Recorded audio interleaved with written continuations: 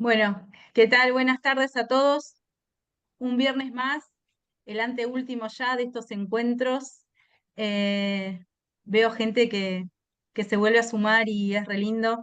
Mi nombre es Natalia Rodríguez, soy la directora del Instituto de Discapacidad y hace unas cuantas semanas ya empezamos a dar a dar estas charlas, estos encuentros en los que nos convocamos a hablar de discapacidad en todas las áreas del derecho y cómo nos atraviesa.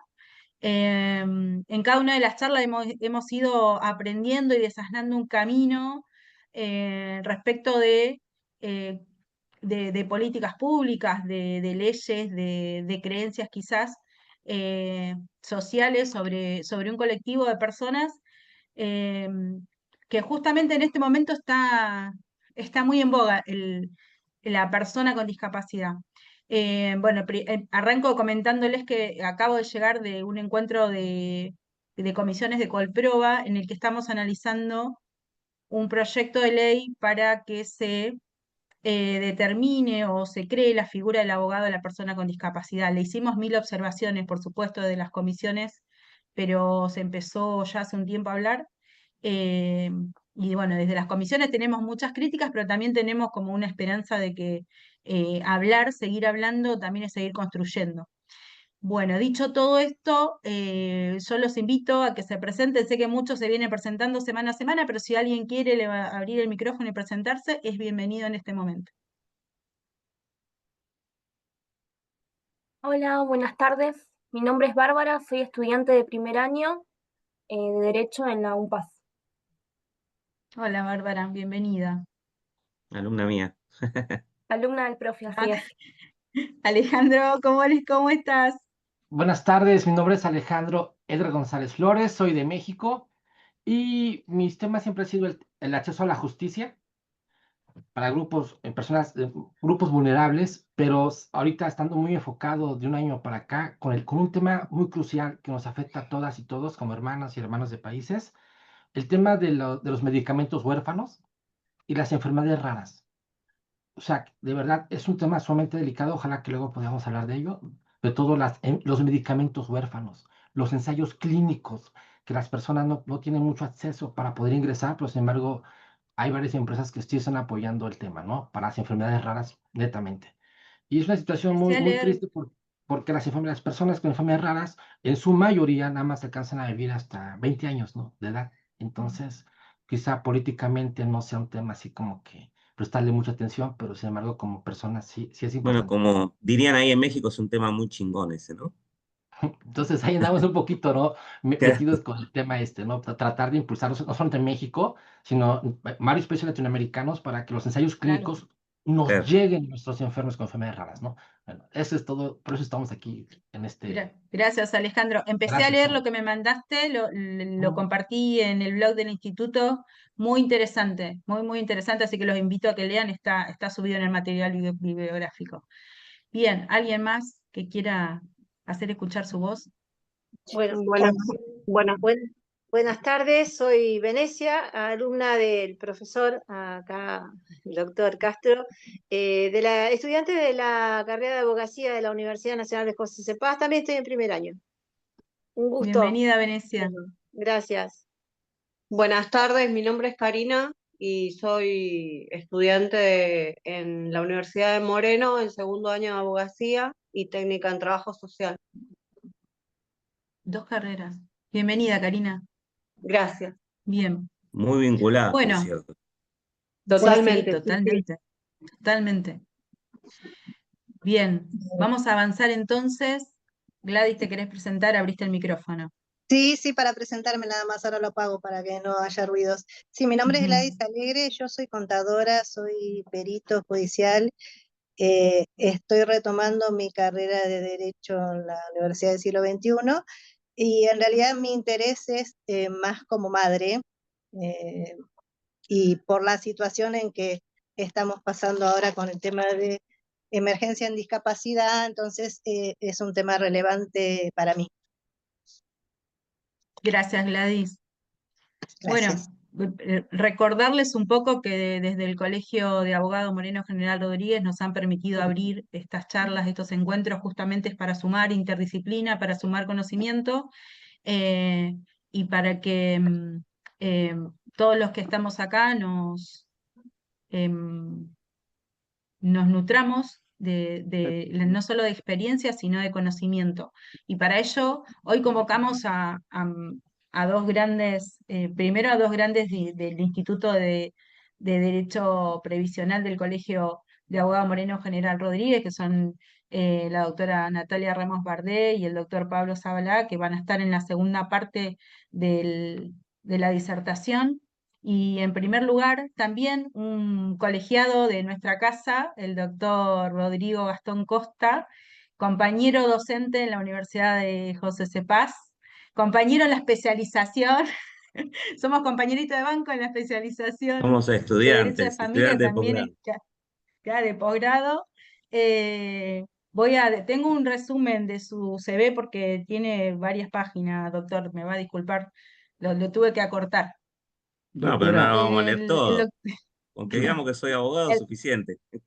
es abogado, egresado de la Universidad de Morón. El doctor Rodrigo Costa hoy se desempeña como asesor en el Ministerio Público de la Provincia de Buenos Aires, pero ha ejercido durante 7 años, así que tiene muy claro el territorio y cómo es litigar. Tiene varias especializaciones, maestrías, posgrados y creo que va a seguir estudiando. O sea, conociéndolo, doctor, no va a Sí, parar. estamos cursando un doctorado, así que no paramos. Sí, sí. Así que bueno, haciendo esta breve y resumida presentación, el doctor Rodrigo Costa nos va a hablar de la determinación de la capacidad y les va a dar un enfoque, por lo que charlamos hoy, muy interesante. Les pido que tomen nota porque va a ser muy enriquecedor escucharlo. Bienvenido, doctor, y gracias otra vez. Bueno, gracias a ustedes por el espacio. Bueno, vuelvo a hablar en este querido colegio después de hace bastante tiempo. Pero bueno, no, igual una aclaración, soy secretario, todavía no llegué a asesor. Soy secretario de una asesoría especializada en el Departamento Judicial de La Matanza, así que tenemos muchos puntos en común con Moreno General Rodríguez. Eh, eh, no solamente estamos en el conurbano, sino por las problemáticas similares que hay. Una asesoría que todavía se sigue llamando asesoría de incapaces, con todo lo que eso connota, ¿no? Es decir, nosotros igual nos autopercibimos, por decirlo así, y así lo dejamos asentado en todas nuestras presentaciones como asesoría especializada en capacidad. Es decir, hacemos el foco en la capacidad y no en la falta de la capacidad, ¿no? Porque justamente ese es un poco, digamos, el espíritu que tiene todo lo relacionado con la salud mental. Es decir, el foco eh, en las capacidades conservadas que pueden tener las personas más allá de que padezcan una enfermedad mental o una adicción. Bueno, eso como primer punto. El motivo de la temática de mi charla, de lo que vamos a hablar hoy, es el juicio de determinación de la capacidad jurídica. Es un trámite que uno habitualmente, voy a tratar de hacerlo lo más llevadero posible y un poco hablando de mi experiencia como abogado litigante y después la experiencia de más de 20 años del lado del Poder Judicial, ¿no? Lo que sería el Ministerio Público Tutelar. Es un proceso de lo que podríamos llamar, los procesalistas le llaman proceso especial. Entonces nosotros en la facultad, cuando uno lo estudia en Derecho Procesal, mucha bolilla no le damos, ¿no? Porque está en la parte que está en el juicio de alimentos, y eso que no, después uno se da cuenta de la importancia que tiene, por ejemplo, el juicio de alimentos con respecto a la cantidad de clientes que uno puede llegar a tener, ¿no? El tema de rendición de cuentas y demás. Bueno, y aparte, nosotros tenemos los abogados en general, ¿no? Los abogados eh, litigantes en particular, es que hay una disociación entre lo que establece el Código Civil y Comercial, el Código de Fondo, que también tiene normas procesales, el Código Civil y Comercial vigente del 2015, ¿no? Si tengamos en cuenta eso, ya vamos por 10 años, una década de vigencia del nuevo ordenamiento de fondo, que toma en forma imperfecta, ¿no? Para los que estamos en el tema, bastante imperfecta, podemos decir, pero con un avance con lo que había antes, todo lo que es la mirada social con respecto a la discapacidad, ¿no? Y todos los postulados que establece la Convención de los Derechos de las Personas con Discapacidad y la Ley Nacional de Salud Mental. Es un intento, vamos a ponerlo así, un intento de adecuación del Código Civil y Comercial a esta normativa que es la convencional, la 26378, que tiene jerarquía constitucional por la 27044. Si nosotros nos acordamos, ¿no? Es decir, esto, yo cuando doy en clase digo, bueno, nosotros hablamos de la pirámide de Kelsen, aunque Kelsen nunca habló de pirámide, ¿no? Es decir, habló de una jerarquía. Pero bueno, vamos a seguir con ese error, ¿no? Si nos enfocamos en la famosa pirámide de Kelsen, ese triangulito jerárquico, nosotros tenemos en la cúspide, en la punta, la Constitución Nacional y hay determinados tratados de derechos humanos. Uno de esos tratados de derechos humanos, que está al mismo nivel de la Constitución Nacional, es la Convención de los Derechos de las Personas con Discapacidad, la Ley 26378, que por otra ley, la 27044, tiene una jerarquía constitucional, es decir, tiene una jerarquía que es derivada, no es originaria de la Constitución, porque la Constitución es del año 94, digamos, toda esta movida de la mirada social de discapacidad posterior. Ahora bien, nosotros el código, más o menos bien, por decirlo de alguna manera, lo tenemos adaptado a esta mirada, pero lo que tenemos literalmente para nada adaptado es el Código Procesal. El Código Procesal de la provincia de Buenos Aires no está para nada adecuado a esta mirada. De hecho, si nosotros abrimos el Código Procesal Civil y Comercial, vamos a ver que está justamente la parte de procesos especiales, y a partir del artículo 618, plantea todo lo que es el proceso de insanía y curatela, o insania y curatela. Nunca lo pronuncié bien, bueno, ya a esta altura ya no es necesario saber pronunciarlo bien porque ya no se habla más de insanía, ¿no? Pero digamos, todo eso tiene que ver con una mirada, con una cosmovisión que ya está superada, que para su época era una cosmovisión médico-psiquiátrica. Esa cosmovisión o esa forma de ver la salud mental y la discapacidad mental en particular, era una mirada médico-centrista, ¿no? Que era un avance, porque si uno se pone a pensar, no sé, lea Foucault, Michael Foucault y otros autores críticos, ¿no? De la filosofía y demás, que se han ocupado de estudiar el tema de cómo es entendida la locura, cómo es vista la locura por la sociedad.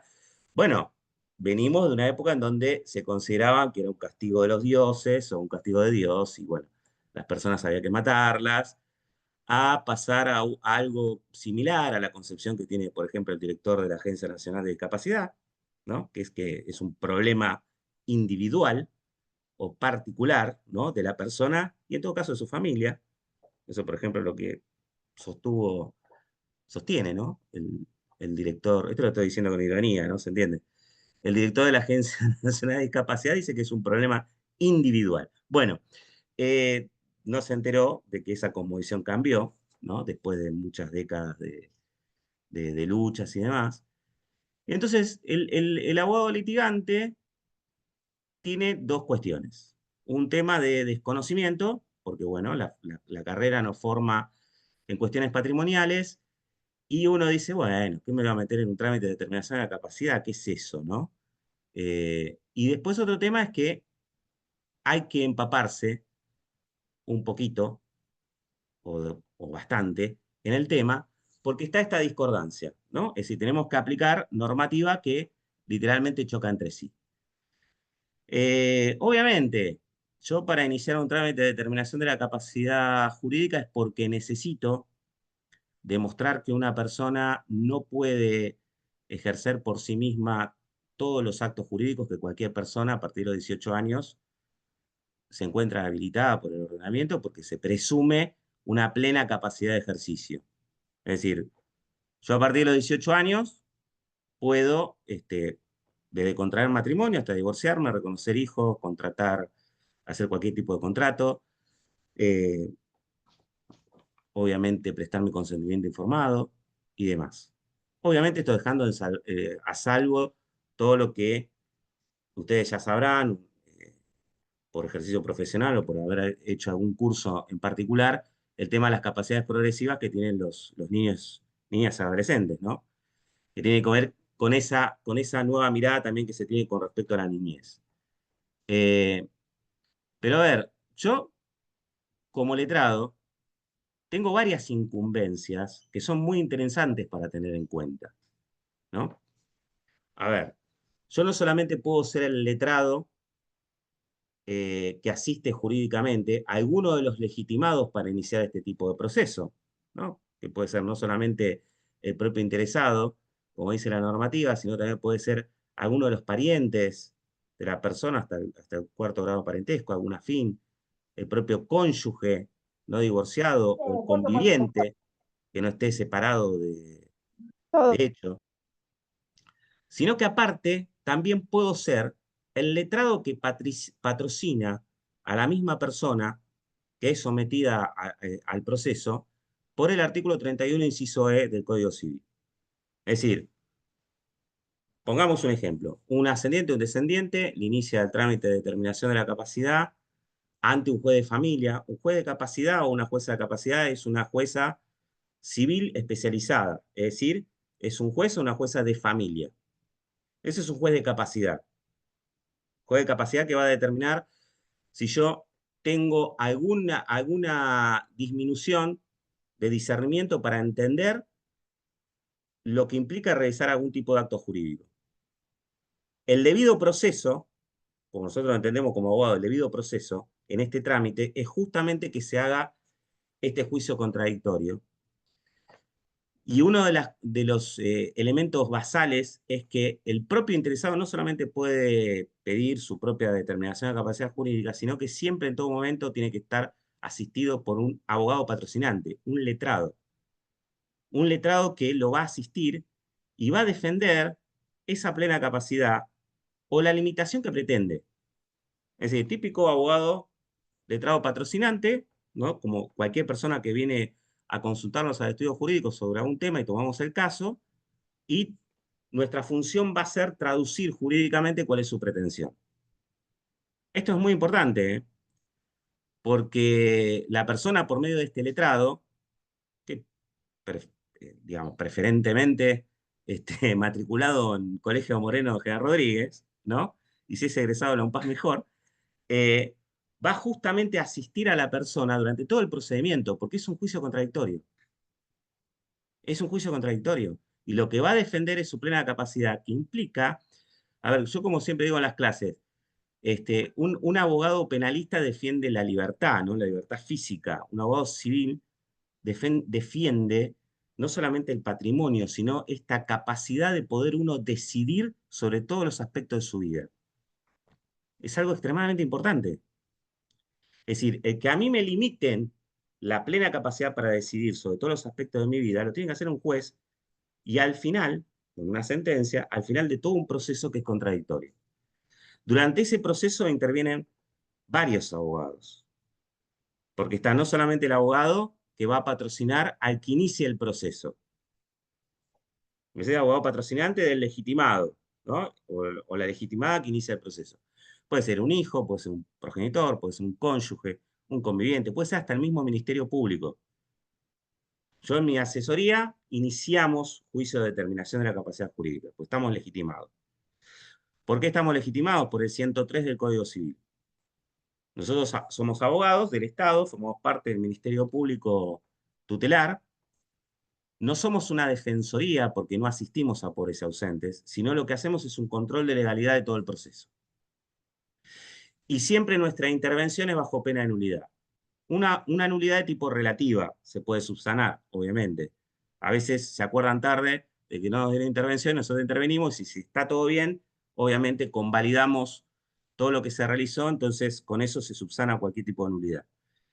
Pero a ver, un abogado, un letrado patrocinante, puede intervenir no solamente al inicio, al hacer la demanda, ¿sí? Una demanda típica porque asiste a su cliente, que le inicia el proceso porque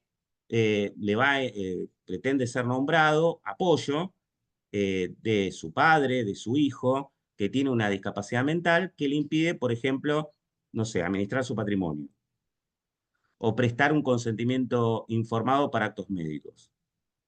Bien, sino que también uno puede actuar como abogado o abogada que asista a esa persona que está sometida al proceso. Obviamente son abogados que tienen una intervención diferente, ¿no? Es decir, el rol es totalmente diferente. ¿Esto por qué es así? Porque el propio artículo 31 del Código Civil y Comercial, que es el código de fondo, dice que la persona que está sometida a este proceso tiene que tener una asistencia letrada. Y si no se la puede procurar, el Estado está obligado a dársela. Entonces ahí es donde intervienen las defensorías oficiales.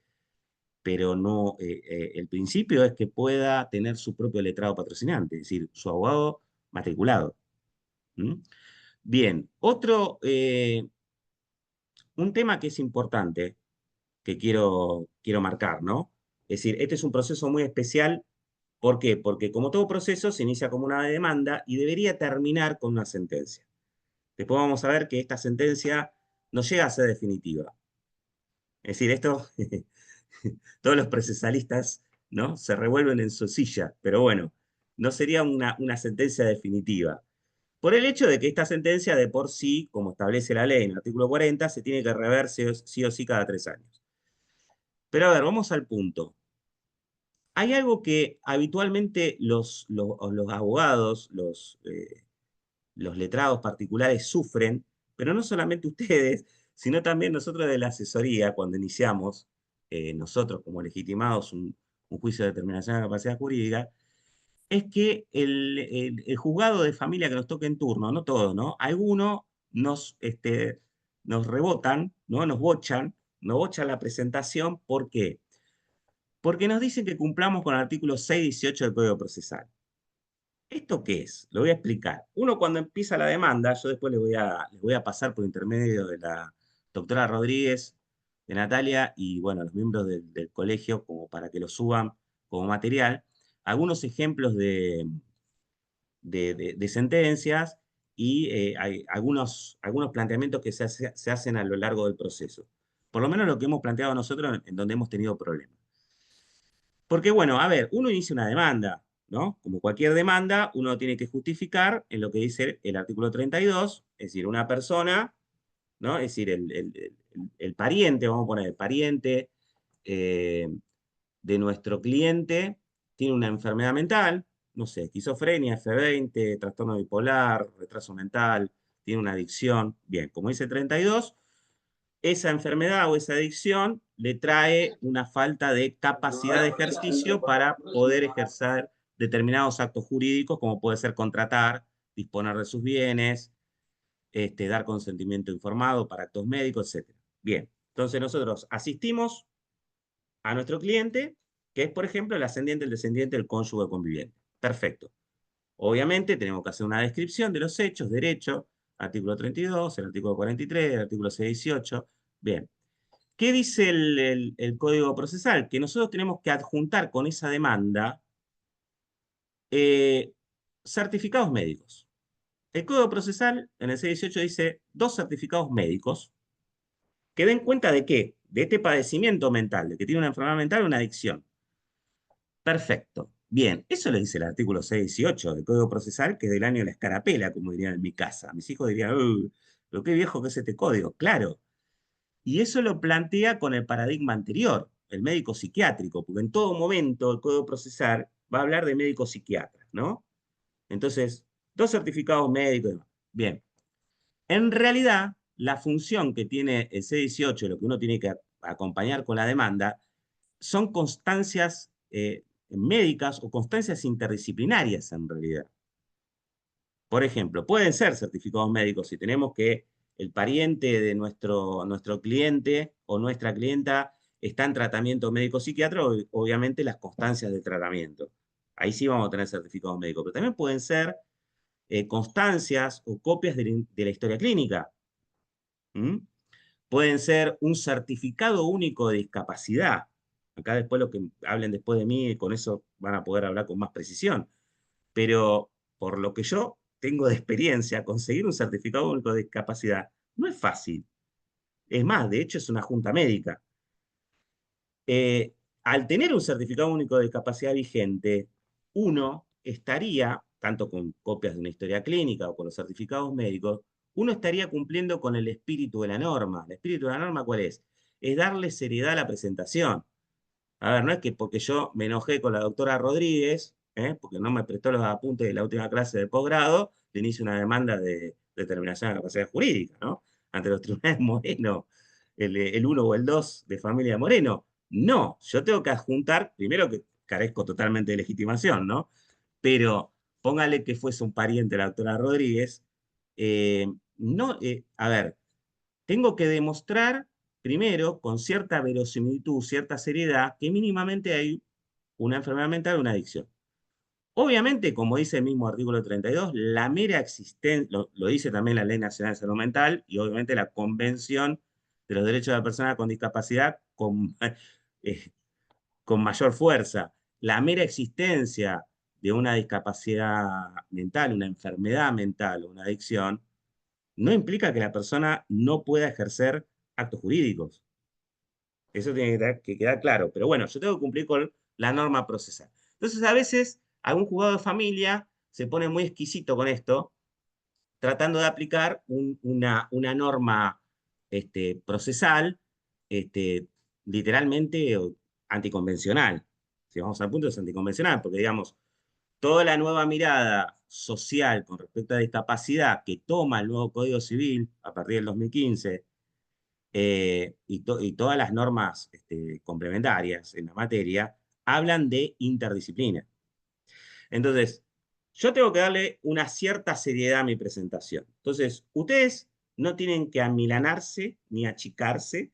Si el juzgado se les pone en procesalista y le dice, no, cúmplase con el artículo 618. Entonces, ustedes ahí van a tener que sacar algún modelito que le vamos a pasar, en donde ustedes van a tener que contestar que ustedes están cumpliendo con el C18, por más que no sean dos certificados médicos, por más que no sean dos certificados y concretamente médicos, porque en realidad el objetivo de la norma es darle seriedad a la presentación.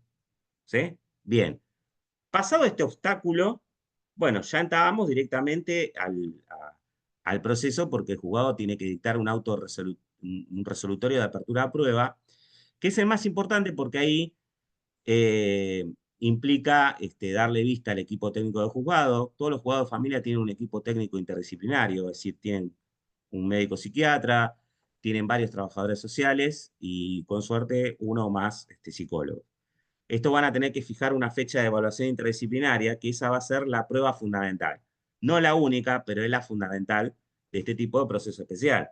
Y aparte va a ordenar todas las notificaciones a la misma persona, vamos a poner a la persona protegida o la persona a favor de la cual, pues se supone que tiene que ser así el espíritu, ¿no? A favor de la cual se inicia el proceso, hay que notificarla y notificar a la asesoría, no me sale, de incapaces, pero bueno, la asesoría tutelar, vamos a ponerlo así, o la asesoría en capacidad que corresponda, ¿no? Entonces, es el momento en el cual se hacen las notificaciones, es el momento en el cual la persona que está sometida al proceso va a designar su abogado, porque se entera del proceso. Si no lo designa, obviamente el juzgado va a tener que sortearle un defensor oficial, una defensoría oficial que va a hacer las veces de letrado patrocinante de la persona en los términos del artículo 31, inciso E. Esto de que la plena capacidad se presume, tiene que quedar claro, incluso el propio artículo 31 lo refuerza, e incluso dice que esta presunción no cae por el hecho de que la persona esté internada. A ver, la internación por salud mental y el trámite de determinación de capacidad jurídica son dos cosas distintas. ¿Sí? Si bien una internación involuntaria por salud mental se judicializa, es decir, lleva el apellido y el nombre de la persona sobre internación, artículo 21 de la Ley de Salud Mental, o a veces dice solamente internación, el hecho de que la persona esté internada no implica que requiera un juicio de determinación de capacidad jurídica. Miren que esto es complicado porque, por ejemplo, a nosotros siempre pretenden de nosotros que le iniciemos. Y nosotros ahí decimos, bueno, pará, ¿no? Vamos a ver, vamos a analizar. si es necesario, si lo requiere. Porque si es una persona que no necesita un sistema de apoyo, no hay por qué iniciarle un juicio de determinación de la capacidad jurídica. El juicio de determinación de la capacidad jurídica, el objetivo es designar un apoyo o un sistema de apoyo, mejor aún un sistema de apoyo, para la persona que la asista cuando no puede por sí mismo ejercer su capacidad de ejercicio para algún acto jurídico en particular que debería designarlo el juez o la jueza en su sentencia específicamente. Para todo lo que no limite, sigue siendo plenamente capaz.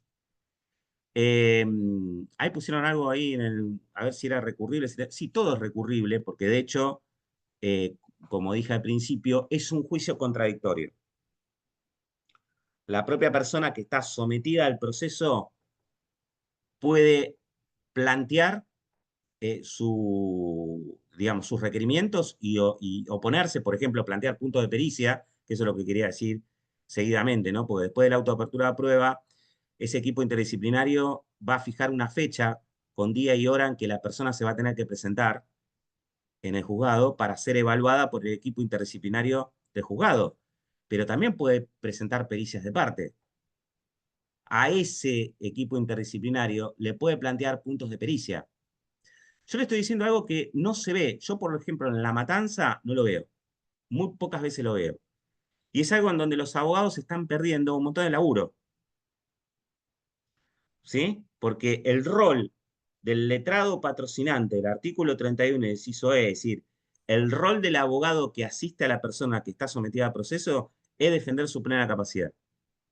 O defender la limitación que pretenda. Por ejemplo,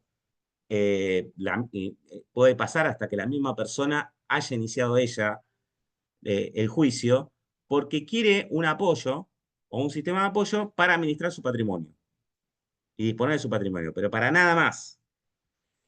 Y después el equipo interdisciplinario dice que también lo necesita para dar consentimiento informado y la persona no está de acuerdo con eso. Para nada. Dice, no, a ver, yo con lo único que tengo problemas o se me dificulta es con el tema de tomar decisiones sobre mi patrimonio porque me abatato, me pierdo con los números, no sé cómo hacer. Bueno, ¿sí? Porque es consciente que tiene alguna limitación. Entonces, el letrado del artículo 31 va a defender eso. Porque después, la pericia interdisciplinaria, si alguno ha tenido alguna experiencia, aunque sea breve en estos temas, por ejemplo, cuando interviene el médico o la médica psiquiatra, te dice no a todo. Parece como una cónyuge cuando uno le pide permiso, bueno, ¿puedo ir a jugar con mis amigos a la pelota? O ir y dice, no, no se puede, no, no se puede. Bueno, ¿no? O un progenitor muy paternalista. Te dice no a todo. Entonces, a ver, si bien la pericia, la prueba fundamental, es la pericia interdisciplinaria del artículo 37, eso va a fijar un día y una hora en donde la persona va a tener que ir, eso es fundamental, para ser evaluada por el médico psiquiatra, la psicóloga y el trabajador social. Aparte, el trabajador o la trabajadora social debería hacer, que nosotros lo pedimos, un informe socioambiental. Porque a veces te lo quieren ver ahí en el juzgado nada más, de la conversación que tengan con la propia persona, o a veces la persona por sus limitaciones, por la enfermedad, no puede hablar mucho del interrogatorio que le hacen al familiar con el cual asisten. Pero lo importante es el informe socioambiental. ¿Por qué? Porque los trabajadores sociales, las trabajadoras sociales, al ir y constatar, ver dónde viven, cómo son las redes familiares, eso es importante porque después el juez va a tener que... Sí, el 37 se puede pedir telemático, todo se puede pedir telemático, Bárbara, porque a veces pasa y a veces es necesario pedir que tanto la evaluación, que tienen razón, ¿no? Algunos equipos técnicos son renuentes a que sea telemático, obviamente es mejor que sea presencial, pero a veces el trasladar a nuestro cliente eh, no solamente es engorroso, sino que incluso le trae muchas dificultades, sufrimiento, ¿no? Porque no puede trasladarse. Entonces, muchas veces se pide esto de telemático. también en una época, ahora son mucho más renuentes que antes de la pandemia. Antes de la pandemia incluso uno pedía para gente que estaba en situación de postración y demás, o estaban en el domicilio sin poder moverse, que todo el equipo técnico, porque ha pasado, yo lo he hecho, lo hemos trasladado desde la asesoría hasta la defensoría, hasta el mismo juez, muy honrosas excepciones, ¿no? Y el equipo técnico para hacer todo en el domicilio. Es lo que correspondería, ¿no? Porque si es una persona que está en situación de extrema vulnerabilidad por la patología que tiene que no se pueda mover, el rol del abogado también es pedir eso. Y se lo tendrían que conceder y lo tendrían que hacer, pues es una situación excepcional. La regla es que la persona se traslada al juzgado para hacerle la evaluación, las entrevistas y demás. Bueno, a ver, esa pericia interdisciplinaria, que como dice la palabra es interdisciplinaria porque no solamente interviene un médico psiquiatra, sino un trabajador social, una psicóloga, justamente lo que quiere es tener esa mirada social. El médico te va, habitualmente los médicos psiquiatras te ponen una plancha así, pum, te estampan una plancha. Guarda que no estoy hablando mal de ellos. No, estoy hablando del, digamos, cómo es su formación, ¿no? Bueno, tal persona tiene esquizofrenia paranoide, se caracteriza por esto, tiki, tiki, tiki, si te recitan un manual de psiquiatría forense, básicamente, a veces con número de página y todo, y te ponen, bueno, no sé, contratar no puede, casarse no puede, no puede, no, no, no, no, te pone todo, no, no, no, bien. Después vos ves el informe de la psicóloga y empiezan a poder un montón de cosas, ¿no?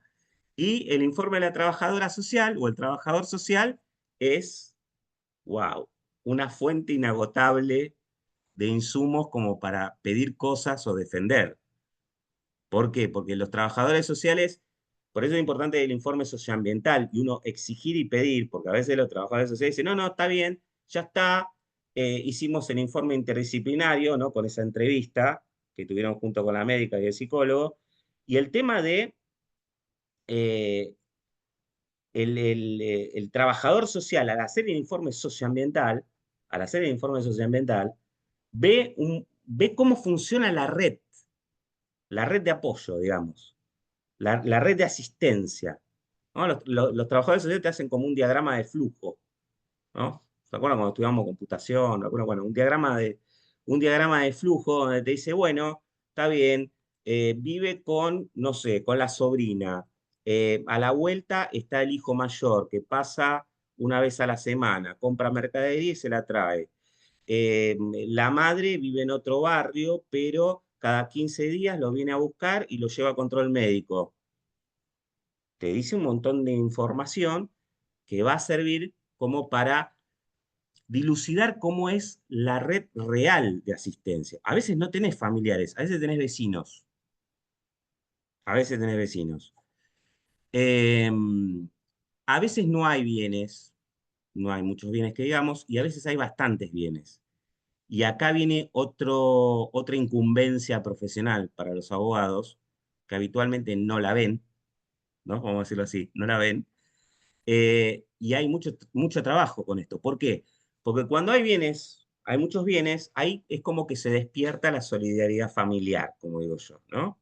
Es decir, el affectio familiatis, ¿no? Es decir, empieza el amor familiar, y entonces empiezan a aparecer sobrinos, tías, tíos, bueno, hay un montón de familiares que quieren asistir, quieren ser nombrados como apoyo. Entonces, bueno, ahí tenemos, un abogado puede representar a uno de los que quieren o que pretendan ser apoyo y otros abogados pueden asistir a otros pretensos apoyos.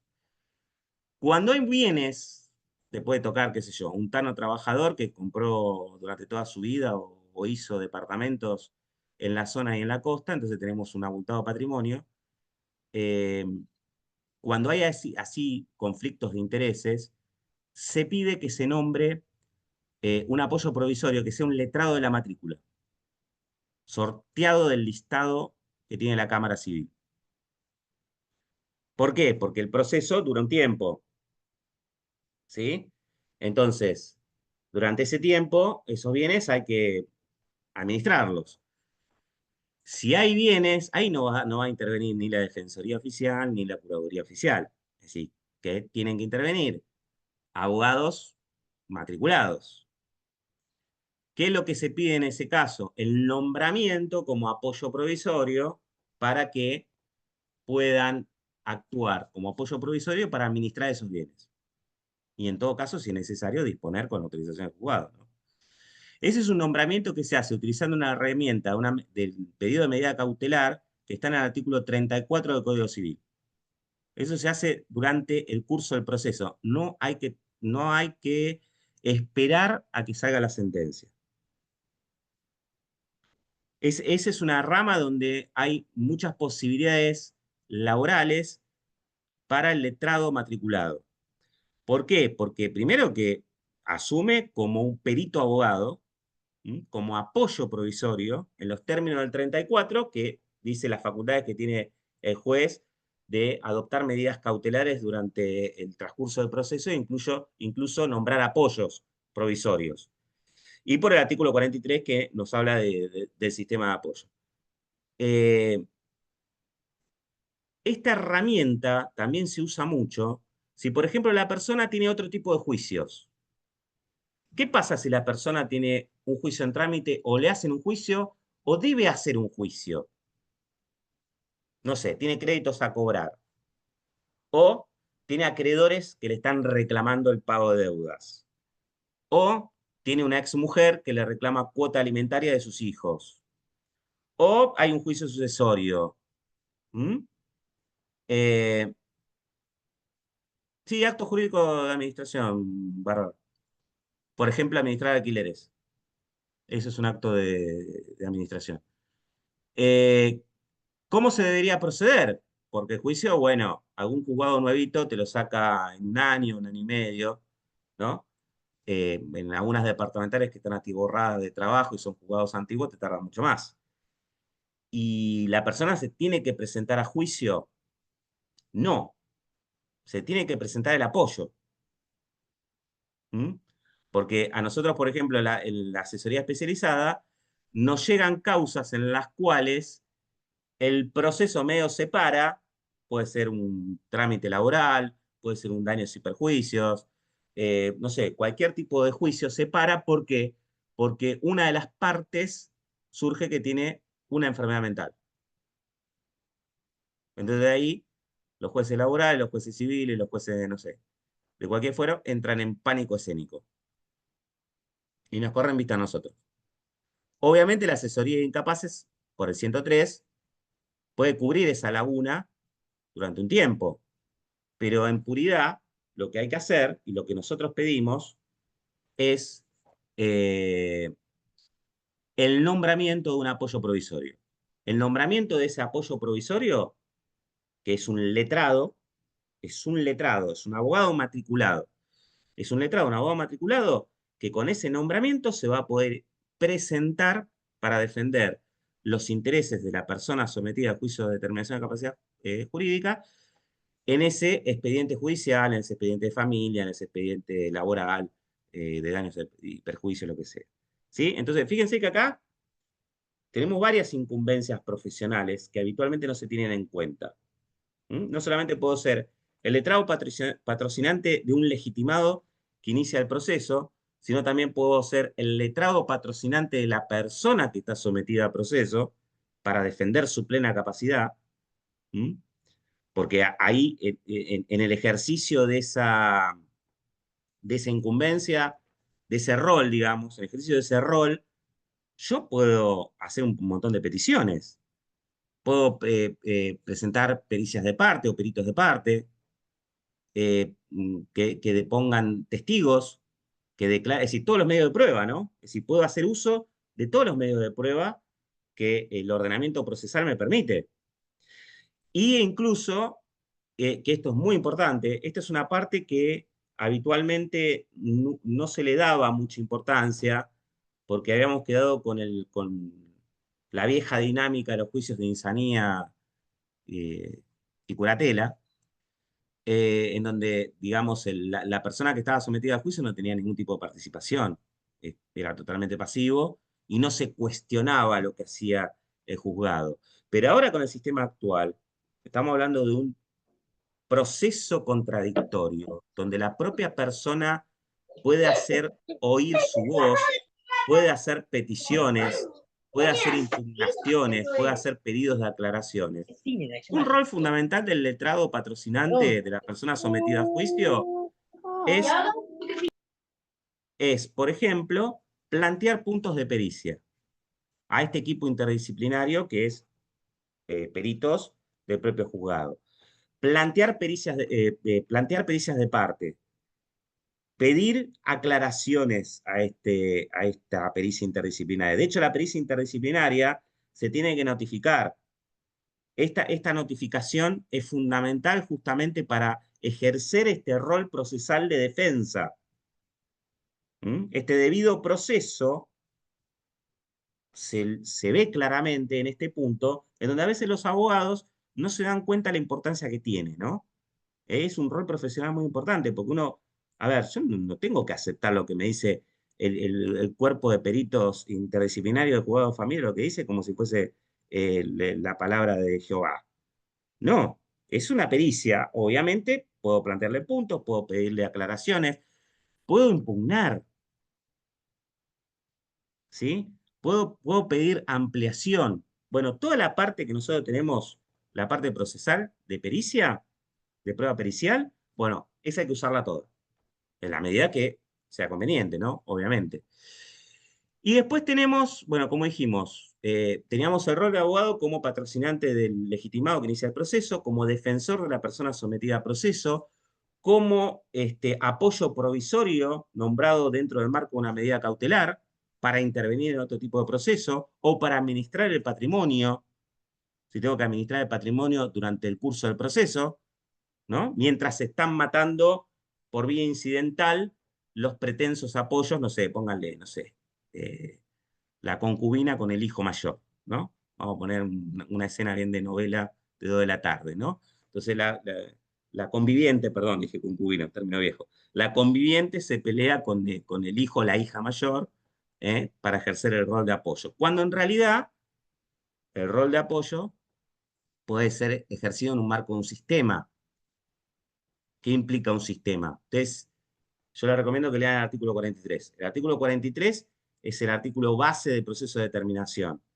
Cuando el juez tiene que dictar sentencia, teniendo en cuenta la pericia interdisciplinaria del artículo 37, teniendo en cuenta su entrevista personal que tuvo con la propia persona, que es obligatorio que el juez o la jueza tenga una entrevista personal con la persona, no lo cumple nadie casi, por lo menos en La Matanza, 1 o 2 jueces nada más. Con todo eso, tiene que dictar sentencia. Obviamente la sentencia puede ser rechazar la demanda, o se acepta la demanda, es decir, bueno, se limita o se restringe, necesita esta persona ser limitada en, por ejemplo, administrar, disponer de sus bienes, porque si lo dejamos que lo haga por sí mismo, va a traerse un perjuicio a su propio patrimonio.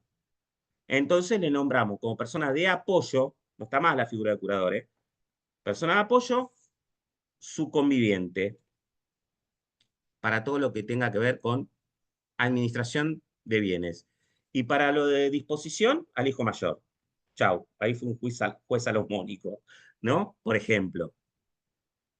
A veces pueden intervenir más personas. El sistema anterior tenía la ridiculez de que un chico con discapacidad, que tenía un retraso mental desde nacimiento, el sistema le obligaba a que el juez tenía que nombrar o al padre o a la madre. Entonces los padres decían, no, anda vos, que yo, no, ridículo. Entonces, vos tenés una persona con retraso mental que lo tiene de nacimiento y tiene, por suerte, los 2 padres, los tenés que nombrar a los 2, los podés nombrar y deberías nombrar a los 2 si están involucrados. Obviamente, habitualmente están involucrados. ¿Sí? Incluso nombrar, que el sistema lo permite, una persona jurídica como parte del sistema de apoyo. ¿Qué sería una persona jurídica? Por ejemplo, un hogar convivencial o un hogar para personas con discapacidad, donde la persona habitualmente pasa la mayor parte de su tiempo, de su día, porque capaz que va al centro de día, a este hogar donde tiene un centro de día, donde va desde la mañana hasta la tarde a hacer actividades o talleres y determinados tipos de formaciones que le permiten conservar esas capacidades que tiene y desarrollar otras, que dependiendo de la patología lo va a tener o no.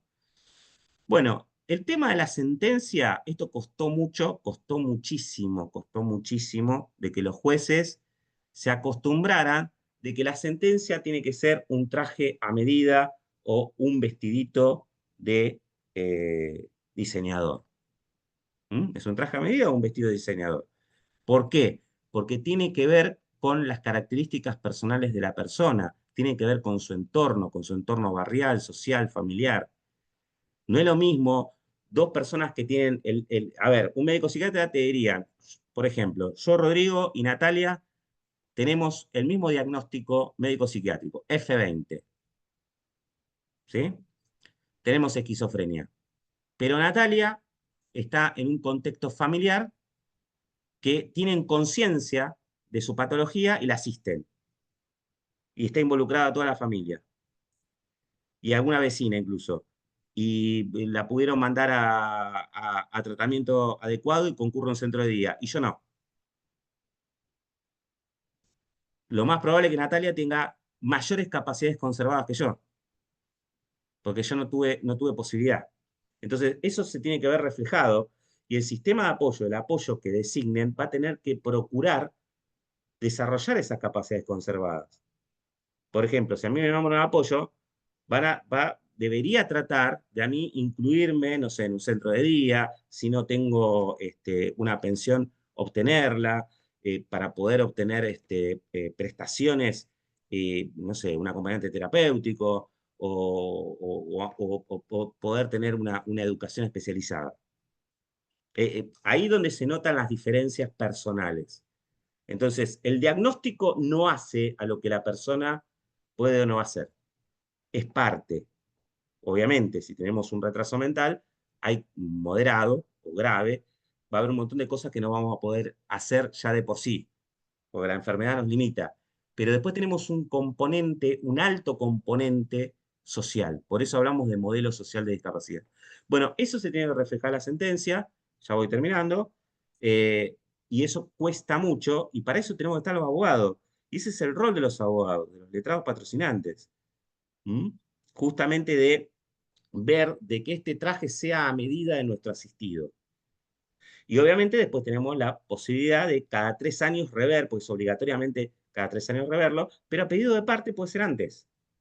Sí, Puede ser antes. Obviamente pasa, por ejemplo, no sé, si el apoyo es una persona añosa, un adulto mayor que ya no puede hacer cargo, bueno, hay que hacer un recambio de la persona de apoyo, o la persona de apoyo, digamos, no cumplió bien su rol, hay que cambiarlo, o se incorporan otras personas, que esto es bueno, digamos, a la medida que sea un sistema es mejor.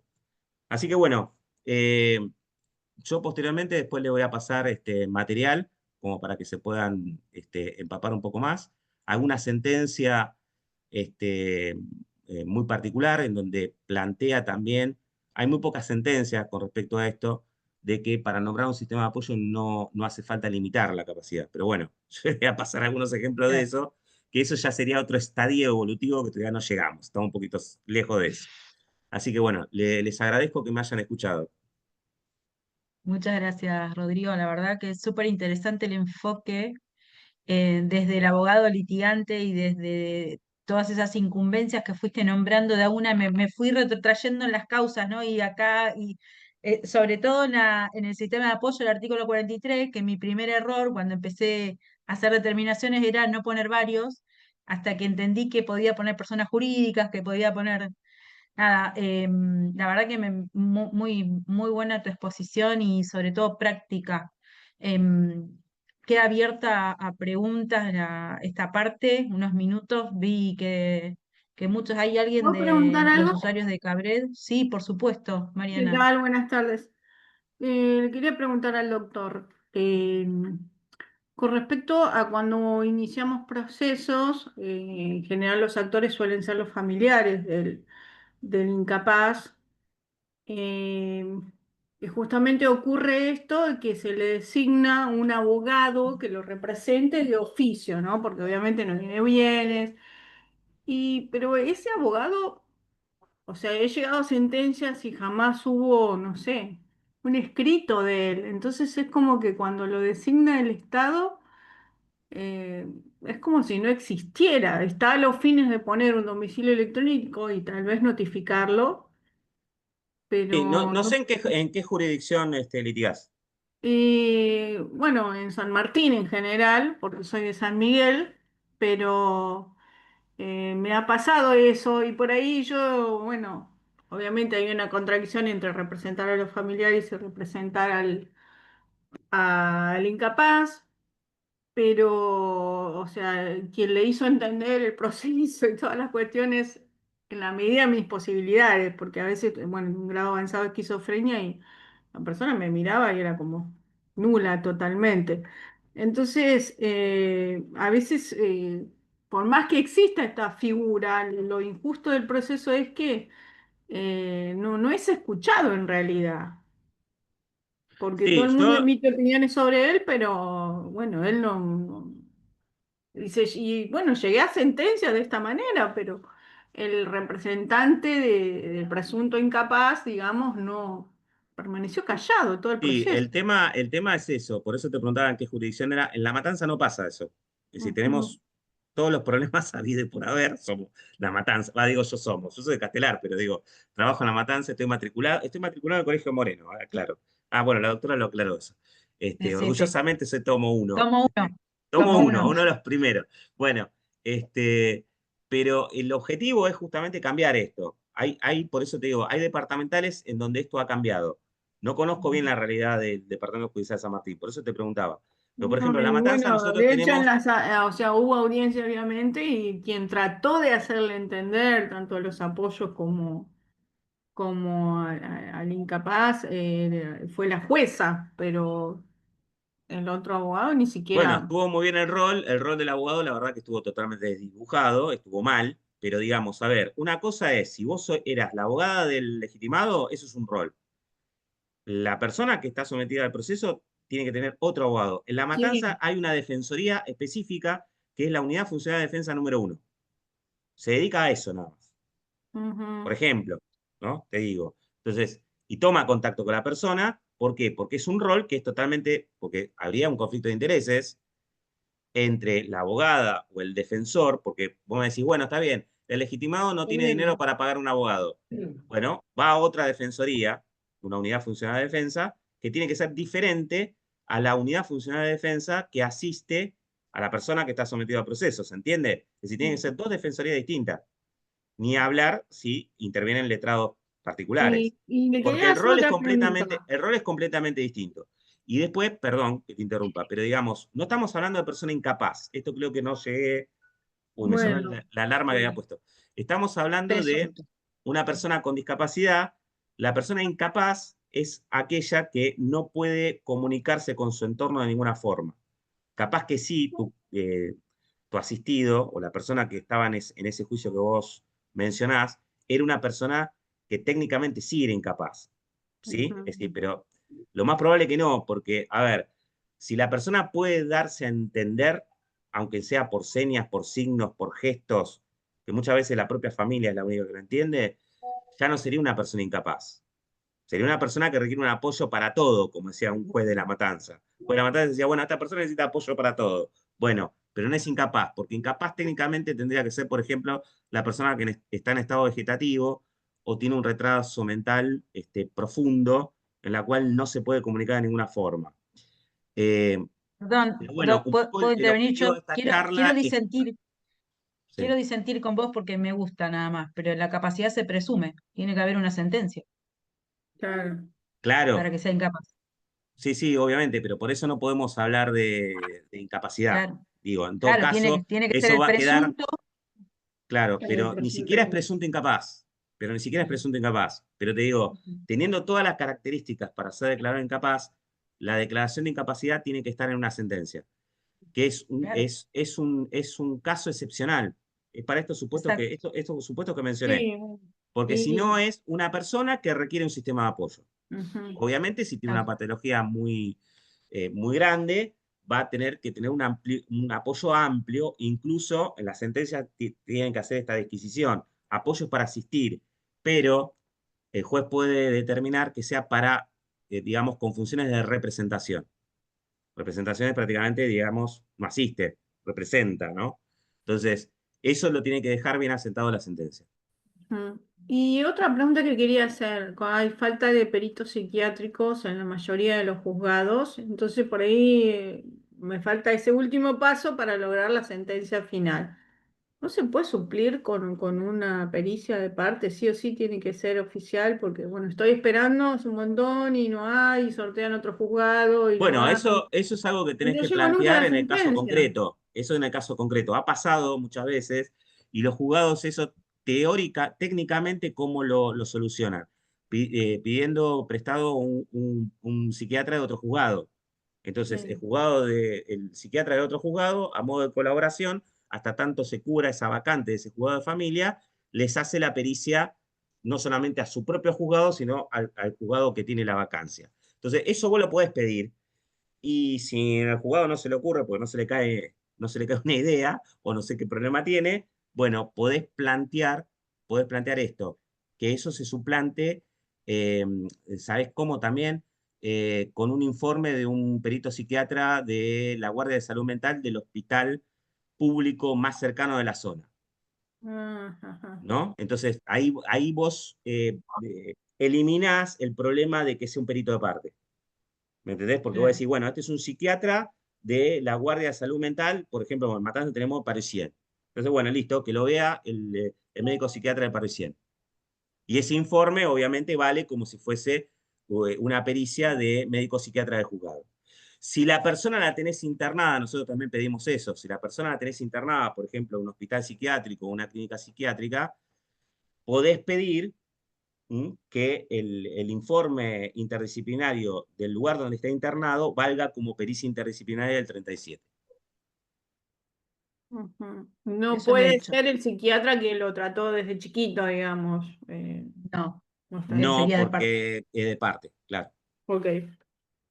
Hay Bueno, una pregunta en el chat y con esto muchas gracias. cerramos porque están esperando los otros expositores. Pregunta Vanessa si la figura de la curatela existe. Sí, la figura de la curatela existe, pero como expliqué antes, es en forma excepcional. Es decir, antes era todo curatela, ¿no? Por el Mm, código Vélez era todo curatela, es decir, era o eras plenamente capaz o eras insano y te nombraba un curador. Ahora el sistema es, vos te limitan para determinadas cuestiones, te nombran el apoyo es la bien. regla, el apoyo que te Bien, asiste para eso. artículo 43. Ujú. Exactamente. Y la única excepción sería esta persona que no podemos saber su voluntad, no puede comunicarse con su entorno de ninguna manera, estado vegetativo, oligofrenia, retraso mental profundo, y ahí es el único caso que se nombra un curado. Bien. Te hago una pregunta yo, Rodrigo, y te dejamos ya. Em, soy muy crítica de muchas cosas y una de las cosas que critiqué cuando entré a la docencia de UNPAS es el programa que no tiene una bolilla específica Espantoso es sobre el programa es espantoso. tremendo. Y bueno, teniendo en cuenta lo que vos dijiste, ¿no? Dijiste al principio que había solo una partecita y está perdida ahí, está muy perdida, ni siquiera se toman los exámenes. ¿Qué mejorarías en un programa educativo para los futuros colegas, que hay muchos en estas charlas que hacemos? No, bueno, un poco poner estos enfoques, el enfoque del modelo social. El enfoque del modelo social, el enfoque de también de ver también todo lo que puede hacer un abogado, ¿no? Porque una facultad de Derecho te está preparando para ser abogado. Y convengamos algo, que es una crítica que podemos hacer a cualquier facultad de Derecho o cualquier universidad, no solamente en UNPAS. Esto pasa en todas las universidades donde tienen facultad de Derecho. Tienen un enfoque meramente patrimonialista. Y si bien acá tenés cuestiones patrimoniales, a veces te puede tocar que sea una persona que tenga patrimonio, a veces no. Entonces, yo creo que el enfoque también tiene que ser en derechos humanos, ¿no? Es decir, darle ese Totalmente. enfoque de derechos humanos en donde tenemos que saber Totalmente. primero lo constitucional, convencional y después bajar. Porque si no es como cuando a mí me pasó en la facultad, yo me recibí en el año 97, es decir, yo en la década del 90, qué década también, ¿no? Eso, una década de aquella, pasó de todo. Y en la década del 90 tenían un enfoque, obviamente, había otro modelo, era todo patrimonialista, y no estaba tan claro esto de los derechos humanos. Recién se empezaba, en el año 94 recién se reformó la Constitución. Bueno, hay una serie de cuestiones. Yo lo cambiaría por ese lado. Bueno, muchas gracias, Rodrigo. Sé que hay muchas preguntas, pero nos corre el tiempo y como siempre digo, en cada encuentro, con cada disertante, nos quedan más preguntas que respuestas y está bueno porque nos da muchas ganas de seguir avanzando en este aprendizaje que tenemos Sí, yo, Nati, sobre... cualquier cosa, después le podemos dejar a los colegas, yo por intermedio tuyo, yo les puedo Sí. pasar mi mail MPBA, mi mail laboral, por si tienen que hacer alguna consulta, tanto sea por la charla como para una cuestión laboral que les pueda servir, ¿no? Porque uno al Tal estar en cual, el tema capaz que tiene algunos tips laborales que les pueden llegar a servir a los colegas. tal cual. Y te voy a pasar unos modelos no solamente de demanda, sino también de pedidos de algunas cosas de lo que estuvimos hablando, para que les pueda servir a los Genial, colegas. genial, Rodrigo, te agradezco muchísimo. Gracias, gracias por la disertación y gracias a todos los que estuvieron presentes para escuchar. Bueno, vamos a pasar a la segunda parte, pues si no, yo sé que ellos tienen muchísimo para hablar. Antes de presentarlo, primero quiero agradecer a los institutos, porque cuando a mí se me ocurrió esta loca idea de sumar a un montón de institutos, llamarlos a todos, ellos fueron los primeros que me dijeron sí, contá con nosotros y son los directores del Instituto de Derecho Previsional, Natalia Ramos Bardé y Pablo Zabalá. Son unos genios. Cuando yo me matriculé en el colegio, lo primero que hice fue entrar a su instituto y como todo matriculado Nobel, empecé haciendo previsional y fue maravilloso tenerlos como directores del instituto. Así que bueno, hoy vamos a escucharlos a ellos. La temática va a ser la misma porque ellos tienen mucho material, tienen mucho para contarnos, así que anoten sus preguntas y le dejamos para el final porque encima el tiempo nos corre. Bienvenidos chicos, gracias Gracias. otra vez. Gracias a vos, Nada, Natalia. Muchas gracias. Y ante todo somos abogados litigantes, abogados a pie. Así que eso es lo que nos gusta. Y también gracias al doctor Rodrigo Costa, súper claro, interesante. Y cómo veíamos cómo se relaciona, porque por ejemplo hace poquito tuvimos que hacer un juicio de determinación de la capacidad jurídica para que una madre pueda cobrar la pensión no contributiva por invalidez por un caso de TEA, que lo venía cobrando obviamente mientras era menor de edad, pero a los 18 años ya ANSES lo cortó. Entonces se tuvo que hacer todo ese juicio. Yo ahora, en este momento, voy a compartir un PowerPoint de una primera parte, digamos, así como práctica, pero ya sabemos, todos los que nos conocen, que bueno, obviamente ANSES, a veces, ya se me perdió tanto que practiqué el Power. Bueno, yo voy hablando.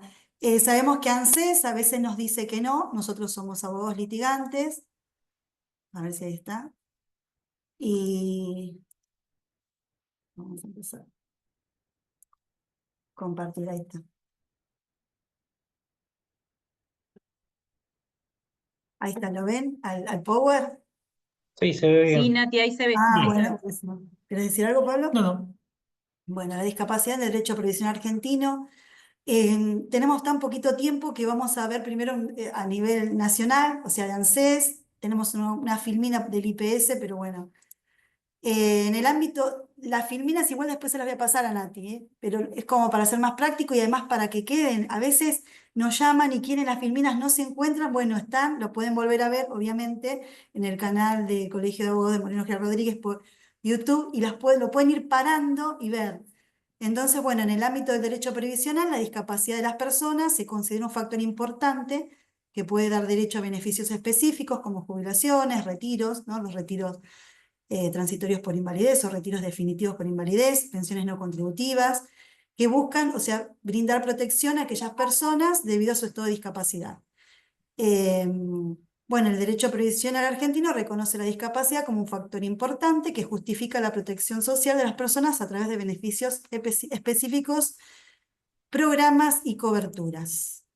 Y bueno, pueden entrar directamente, ¿no? Esto es práctico. Somos abogados, podemos entrar a la página de ANSES, está ahí, lo pueden ver.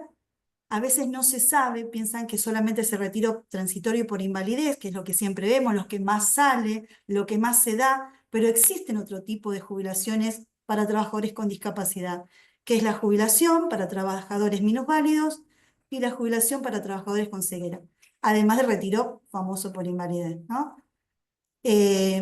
El régimen especial para minusválidos lo podemos encontrar en la ley 20.475. Es un beneficio previsional para las personas que trabajan teniendo una discapacidad física o intelectual a los 45 años de edad, si trabaja en relación de dependencia, o a los 50 años de edad si es autónoma. Entre paréntesis puse SICAM porque acá es donde tenemos que armar nosotros como abogados el famoso SICAM, que lo hacemos a través de la página de AFIP. Hoy es la página de ARCA. Bueno, hay otros videos, ¿no? Para saber cómo se hace, pero bueno, hay una diferencia entre si es relación de dependencia o si es autónomo. Tiene que tener una incapacidad laboral que es mayor al 33% durante los últimos 10 años, según las comisiones médicas que dependen de la SRT, ¿no? Tener un mínimo de 20 años de aportes y, es decir, acreditando que durante los últimos 10 años anteriores al cese o a la solicitud de la prestación, prestaron servicios en estado de disminución física. Yo leo también la filmina porque a veces sucede que cuando queda grabado el video no se ve la filmina, nos ha pasado también.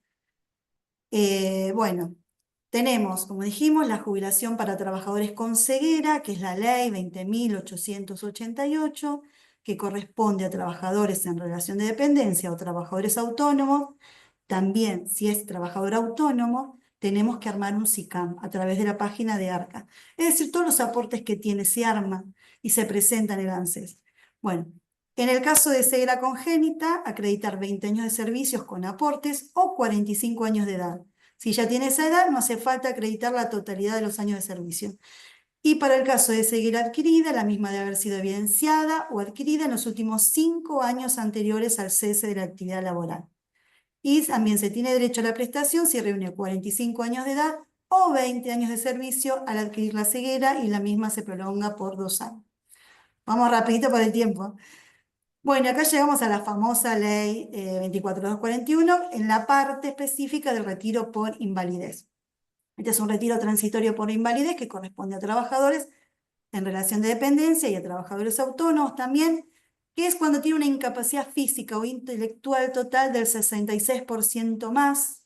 Este porcentaje lo define una junta médica que evalúa al paciente, es decir, nosotros iniciamos el trámite en ANSES. En ese momento se arma un expediente administrativo, pero al mismo tiempo ya nos dan un turno para ir a la comisión médica, que es la misma que utiliza la ART, pero entramos por otra puerta, digamos, para ver cuando es por laboral o es por previsional. Es así, ¿no? Como sucede es por previsional, listo para aquella puerta. Ahí lo van a evaluar también esa junta médica, y si le dan un 66% más de incapacidad laborativa, va a salir el retiro transitorio por invalidez. A los 3 años lo vuelven a citar, y si le vuelven a otorgar ese porcentaje, ya queda como un retiro definitivo por invalidez. Esto no se preocupen porque nos llegan los casos que le dan un 15%, le dan un 20%, le dan un 30%, esto se apela, por eso somos abogados, se apela y se nos va directamente a judicial en el juzgado federal. Que en Moreno tenemos, gracias a Dios, un juzgado federal, hay uno en Moreno, que es para toda nuestra zona de Moreno y General Rodríguez, y por ejemplo las zonas aledañas, Merlo, Morón, todos dependen ya del juzgado federal de San Martín. Bueno, también, bueno, no tiene que haber alcanzado la edad y los años de aportes para acceder a la jubilación ordinaria, es decir, que tiene que tener menos de 65 años, o sea, hasta 64 años, 11 meses y 29 días puede pedir retiro por invalidez. Cumplir con la condición aportante, esto es lo más importante, condición aportante de regular o irregular con derecho, lo vamos a ver en una filmina que es muy importante. Ser aportante regular o irregular con derecho, este cuadrito que vamos a ver, que ya lo voy a pasar, es tanto para el retiro transitorio por invalidez como para las pensiones, sea derivada o sea directa. Aportante regular es cuando aportó como mínimo, es decir, pedimos en ANSES, ellos le llaman lista sábana, se llama CIPA, un listado de aportes, y nos aparece que aportó como mínimo 30 meses dentro de los últimos 36, es decir, dentro de los últimos 3 años a la solicitud, tiene 30 meses aportados. Es decir, está trabajando actualmente o dejó de trabajar hace poquito, 6 meses. Es aportante regular. Con eso ya lo podemos iniciar nada más. O por ejemplo, acreditar el mínimo de años de servicios exigidos en el régimen común o diferencial. El mínimo de años exigidos en el común son 30 años de aportes, ¿no? Entonces, por ejemplo, una persona tiene 30 años de aportes, en este momento adquiere una incapacidad laborativa, se puede presentar y sigue siendo aportante regular con derecho. Aportante irregular es, por ejemplo, esta persona no tiene dentro de los últimos 3 años o 36 meses, no tiene esos 30 meses, pero sí tiene 18. bueno, también se puede acceder. Y si no, tenemos hasta la última oportunidad, que es este decreto 460 del año 99, que dice por lo menos haber aportado 12 meses dentro de los últimos 60 meses, es dentro de los últimos 5 años, haber aportado un año nada más, aunque sea, pero tener la mitad del total, o sea, 15 en total. Es decir, un año dentro de los últimos 5, pero tener 14 más, que pudo haberlo tenido antes, desde los 18 años, en cualquier momento de su vida. Y es más, con estas moratorias previsionales hasta los podemos comprar. ¿Qué podemos comprar? Esos 14 años, no el último. El último año sí tiene que ser real, sí o sí. Los otros 14 los podríamos completar. Y bueno, ahí tenemos aportante regular o irregular con derecho, y una persona podría acceder a este retiro transitorio, ¿no? Y luego se va a convertir en definitivo. Bueno, autorización para el cobro de asignaciones por hijo con discapacidad. Es importante. ¿Por qué? Hay una resolución, esto lo explica Pablo. Sí, vos después yo hablo del fallo. Bueno, hay una resolución, es la 30 del 2021, del Ministerio de Trabajo, Empleo y Seguridad Social, que establece que los hijos e hijas con discapacidad pueden percibir las pensiones derivadas del fallecimiento de ambos padres y o madres en los términos del artículo 53 de la Ley 24.241, en caso de corresponder, sin necesidad de ejercer opción alguna entre beneficios. Dichas prestaciones resultan compatibles con cualquier otro beneficio que pudiera estar gozando o a que tuvieran derecho, en tanto así también lo dispongan las normas que los instituyen. Es decir, podemos tener una persona que podemos jubilarla o puede tener un tipo de pensión, bueno, sería como un retiro transitorio, una jubilación, podemos jubilar, vamos a quedarnos ahí, la jubilamos, pero también puede estar cobrando el beneficio que viene de pensión por fallecimiento de su madre y además el beneficio que viene por pensión de fallecimiento de su padre, que esto no se sabe, mucho no se sabe, las personas solamente piden una y ahí se quedaron, y con esta resolución que no es tan...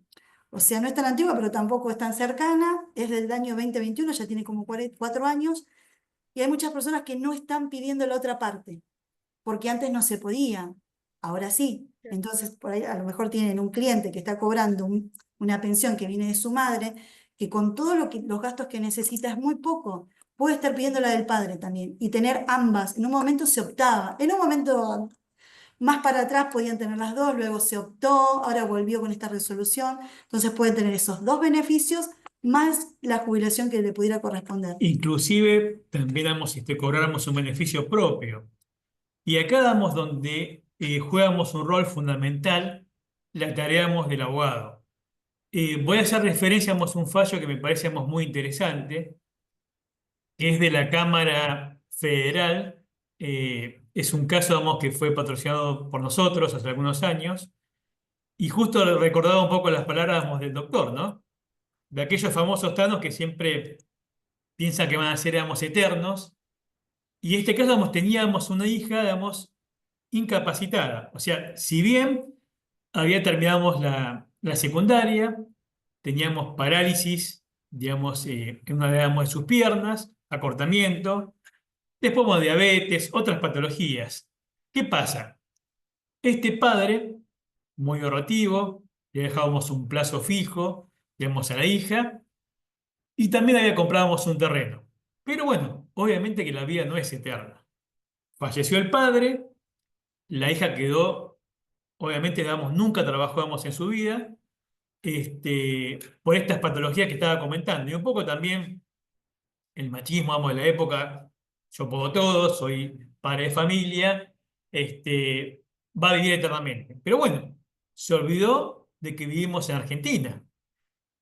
Pagábamos una prepaga, los ahorros, obviamente que con el tiempo se fueron desvaneciendo, tuvo que vendernos el terreno y quedó ante una situación complicada económicamente.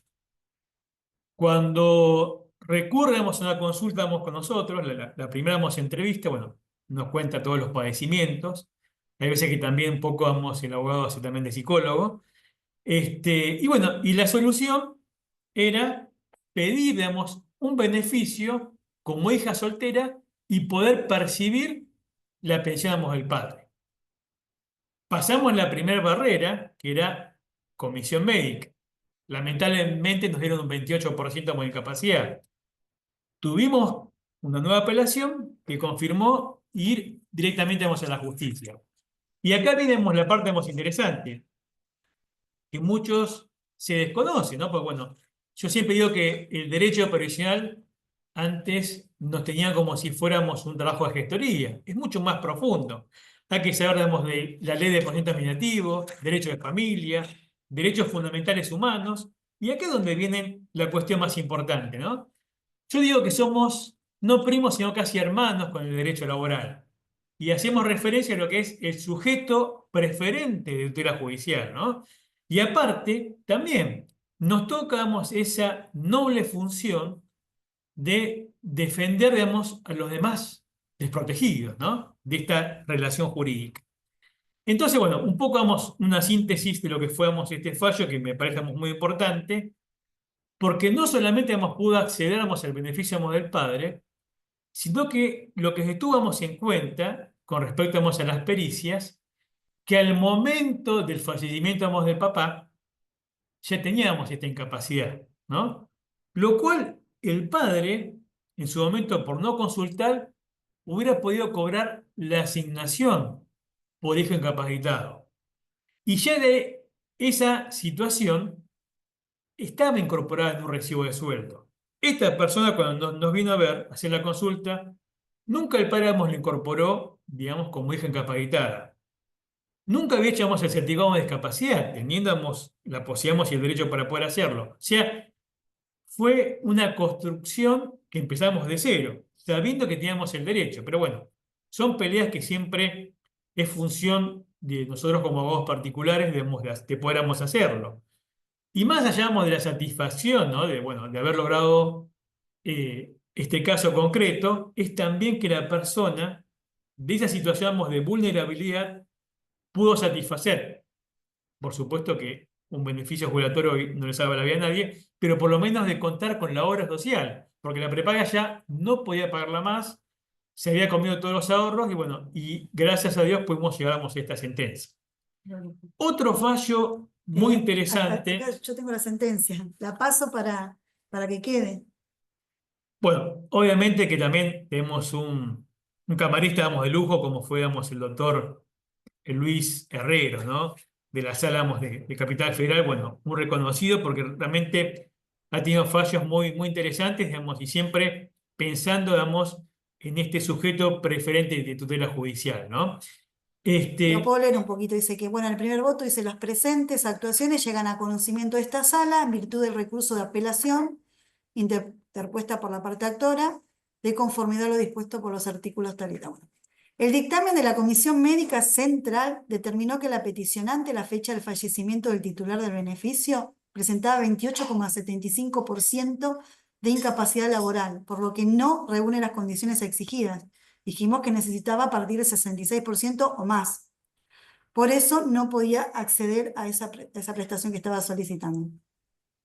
En efecto, conforme surge a Foja 5685 de autos, el tribunal dispuso como medida para mejor proveer la remisión de las actuaciones al cuerpo médico forense para que informe las patologías y el porcentaje de incapacidad que ostentaba la señora. Bueno, acá tenemos el nombre de la clienta. Los facultativos consultados señalan que la actora presenta paresia braquial derecha leve, paresia crucial derecha moderada, personalidad normal, grado de hipertensión, bueno. Le ocasiona una incapacidad que se corresponde con el 66,18%, en forma total y permanente, siendo verosímil. El dictamen en cuestión reúne a mi juicio los recaudos necesarios de una correcta veritación médica, enuncia claramente los hechos, es fundado, determina la certeza. Bueno, a mayor abundamiento, que destacar que los integrantes del cuerpo médico forense son auxiliares de justicia. Bueno, y explico.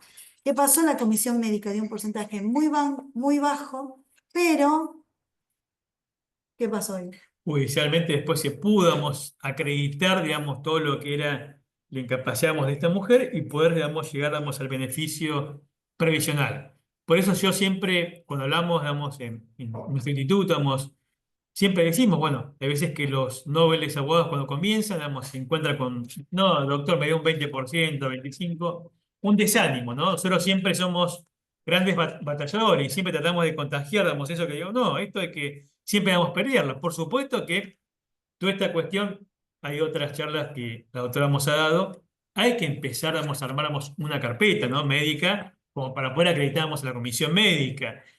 Es muy importante la primera entrevista, ¿no? Porque dice, bueno, no, yo tengo diabetes. Bueno, muchas veces hay gente que estamos en profunda depresión, temas de ansiedad, de trastorno, diciendo, no, doctor, yo siempre no puedo dormir a la noche.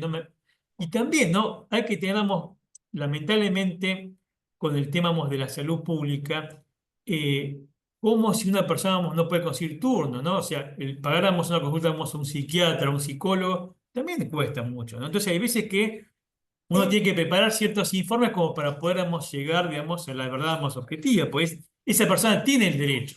Tal vez que no tenga los elementos necesarios como para poder presentarlos. Por eso la función, tan importante, del abogado, en la primera entrevista. En forma, o sea, así como lo puedo decir, en realidad la señora tenía una pierna más corta que la otra, pero mucho más corta, 10 centímetros. Es increíble cómo la comisión médica de la SRT dijo que tenía las dos piernas iguales. Una vergüenza. Cuando obviamente, judicialmente, lo ve la Comisión Médica Central, dice, no, esta señora tiene este problema. En términos médicos, ahí estaba, pero es que una pierna tenía 10 centímetros menos que la otra. Había una discapacidad muy evidenciada porque eso le dificultaba para todo, toda su vida, digamos. La columna, aparte, bueno, esa afección, de no tratarse, correctamente, bueno, tuvo muchas complicaciones. Así que bueno, y después también hay un fallo que es muy interesante que también se lo voy a pasar. Voy a hacer un pequeño resumen porque tiene que ver con la cosa juzgada administrativa, que es, esto pasamos en el Juzgado Federal de Santa Fe. Se presenta una hija que también tiene una discapacidad, en la cual había obtenido un 68% de incapacidad, lo cual, el beneficio, primero había muerto, el padre. A los pocos meses, fallece la madre, nuevamente es citada por la comisión médica, y la misma comisión médica le da un 28% de incapacidad, ¿no? No dice, bueno, ¿qué pasó en medio? Algo ilógico. Apelamos a la comisión médica central, mismo porcentaje.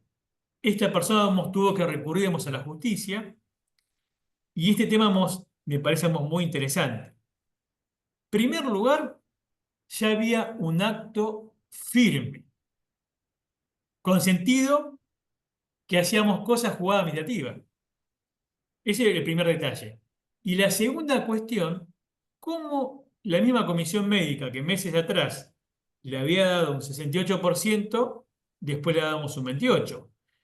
Y otra cuestión, y esto llevamos a la Corte, ¿no? Entonces, estos principios, que justamente lo que comentamos la doctora, esta resolución de la seguridad de la Secretaría de Seguridad Social, donde dice que si la persona cobra un beneficio del padre y luego de la madre, si ya tenemos esa incapacidad acreditada en un expediente administrativo, eso hay cosas jugadas administrativas. O sea, no se puede pasar por alto estos principios. Y más aún, teniendo en cuenta lo que es el plexo normativo, o sea, fundamentalmente el artículo 14 bis, pero además también hacía referencia a la convención, ¿no?, de las personas con discapacidad. Bueno, todo este plexo normativo empieza a jugar en estas situaciones. ¿Por qué? Porque los jueces tienen el deber de suma cautela de no privar, un derecho constitucional cuando la persona pueda acreditar, su incapacidad, ¿no? Y me parece, muy interesante, este fallo, porque además esa resolución, de la Secretaría de Seguridad Social también está vinculada con una resolución que sacamos el ANSES, resolución 30 del 2021, donde también establece, que además de poder percibir los dos beneficios, de los padres, independientemente, que la persona cobra, por ejemplo, una pensión por discapacidad. Entonces también es muy importante, que el abogado conozca, estos detalles, porque como dice el doctor, cómo se relaciona todo, estas normas disciplinarias, porque, bueno, ¿qué pasa con la cuestión económica? Fallece, digamos, el padre y la madre, y esta persona, que después va a quedar, digamos, a cargo, digamos, de la familia, hay que saber muy bien que tiene este derecho de poder cobrar los dos beneficios, ¿no? No solamente los dos beneficios, inclusive si la persona está cobrando una pensión no contributiva, puede cobrar tres beneficios. Entonces, obviamente que son beneficios, depende, ¿eh? Porque si el padre cobramos una buena jubilación, podemos hablar de otros montos, pero por lo menos se asegura tres beneficios mínimos, que estaremos hablando casi de 900.000 pesos. O sea, un poquito más, pero bueno, es importante, digamos, que esto tengamos conocimiento de los abogados que nos dedicamos no solamente al derecho profesional, sino también al derecho de familia, ¿no? Porque decir, bueno, ¿cómo actuamos ante este tipo, digamos, de situaciones? Aparte, hay una resolución específica que lo autoriza, ¿no? Lo que pasa es que cuando balances, no te dicen, mire que usted tiene derecho a esto, no, no te dicen nada. Entonces, es la función del abogado litigante poder, ¿viste?, establecer estas pautas para poder solicitarlo. Así que eso también es un detalle que me parece, digamos, importante. Por eso también la relación que tiene que ver, digamos, con el derecho previsional y el derecho de familia. Estamos hablando de cuestiones de carácter netamente alimentario. Entonces, ¿cómo no va a ser importante si es un sustento económico? Así que, bueno, es algo que también, bueno, esto lo vamos a compartir, Pero, que también sirve, digamos, como información. Después, bueno, voy a hablar también de otros fallos. Trato de ser breve, un poco por arriba, pero sí lo importante que lo tengan en cuenta que es bueno, no solamente como consultamos a nivel profesional, porque si no también estamos hablando de esta parte, vamos, vulnerable, ¿no? Estamos hablando, vamos, de derechos de carácter netamente alimentario, así que aparte de la cuestión, vamos, económica, también la importancia de que esa persona va a tener obra social.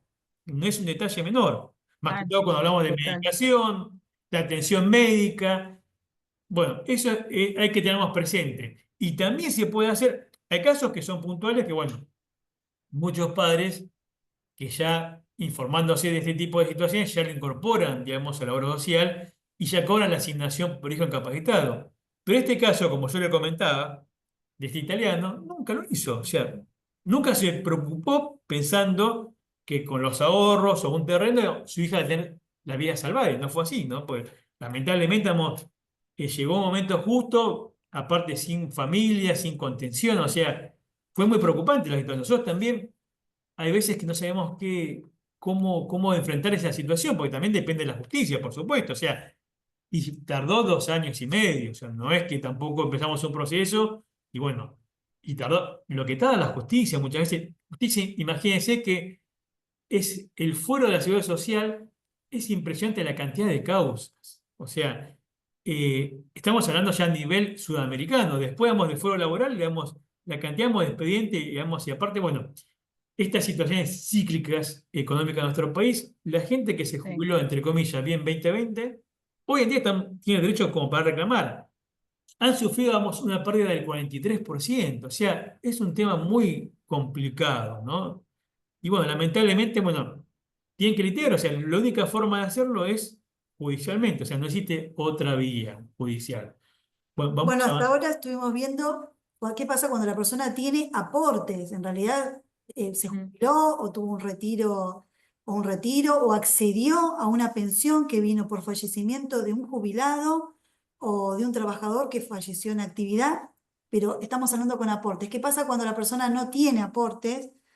Obviamente puede pedir la pensión no contributiva por invalidez laboral, que son para personas que se encuentran imposibilitadas de trabajar por razones de salud, en situación de vulnerabilidad. Tienen que contar con el famoso certificado médico oficial que se obtiene en los hospitales públicos, que acredita una incapacidad laboral del 66% más, y tener hasta menos de 65 años de edad, porque ya a partir de los 65 años de edad podrían pedir otro beneficio que si no tuvieran nada de aportes hoy en día se llama PUAN, que es la pensión universal del adulto mayor. Pero bueno, estamos pensando en personas digamos que no tienen la edad, ¿no? Ese cobro equivale a un 70% de una jubilación mínima. El trámite primero es obtener esos certificados médicos que lo van a mandar, o sea, formularios para ir al hospital público más cercano, y luego eso es lo que van a llevar a ANSES, donde se va a dar inicio a la pensión no contributiva por invalidez. Me voy a apagar el teléfono. ¿Y qué pasa en el IPS? Porque estamos hablando ANSES, pero el IPS, digamos, en nuestra provincia de Buenos Aires también tiene prácticamente estos beneficios, ¿no? Hay una jubilación por invalidez, que también la solicitan las personas con una incapacidad laboral dictaminada del 66% más, y si se produce estando en actividad en una dependencia provincial o municipal, el rol de la caja corresponde al IPS, aun cuando exista mayor cantidad de años de servicios en otras cajas, porque sabemos que la caja otorgante, por ejemplo, hay personas que tienen aportes en ANSES y aportes en IPS. La caja otorgante va a ser la que tiene mayor cantidad de años de aporte.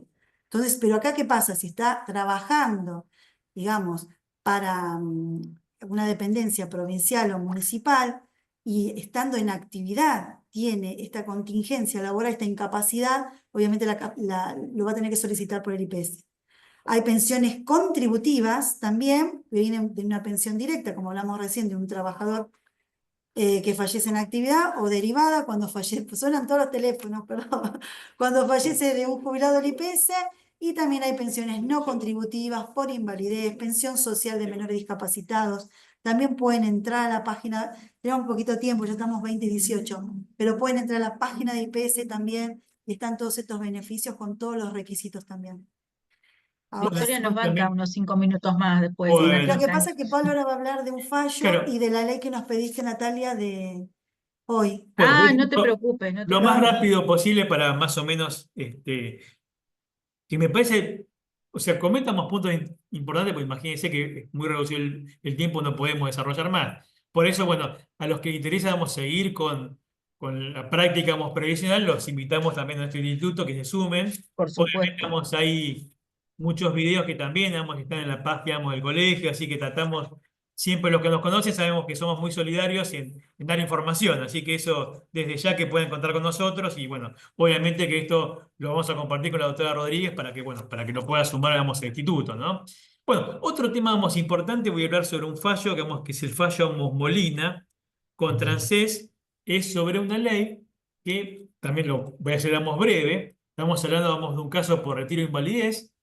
Esta persona, vamos, obtiene el beneficio, digo bien la fecha, en el año 77. Chofer de colectivo, por una enfermedad, vamos, inculpable, pierde, vamos, una pierna, obtiene, vamos, el beneficio, vamos, de retiro por invalidez, y al año se vuelve a incorporar a la misma empresa. Buen trabajador, responsable, padre de familia. La empresa vuelve, vamos, a reingresar, pero ya con la categoría, digamos, de expendedor, digamos, de boletos, ¿no? Obviamente, por esa incapacidad, no podía conducir más colectivos. Durante 17 años, esta persona aportó, hizo los aportes como correspondientes, y después, en el año 95, el ANSES detecta, entre comillas, esta irregularidad. Dice, por un lado está cobrando lo que es un retiro por invalidez, y por otro lado, vamos, es trabajador. Bueno, ¿qué hace el ANSES? Le suspendemos el beneficio, y no solamente eso, sino que dice, bueno, usted tiene un cargo deudor y debe pagar por esos 17 años que usted cobró en forma indebida. Bueno,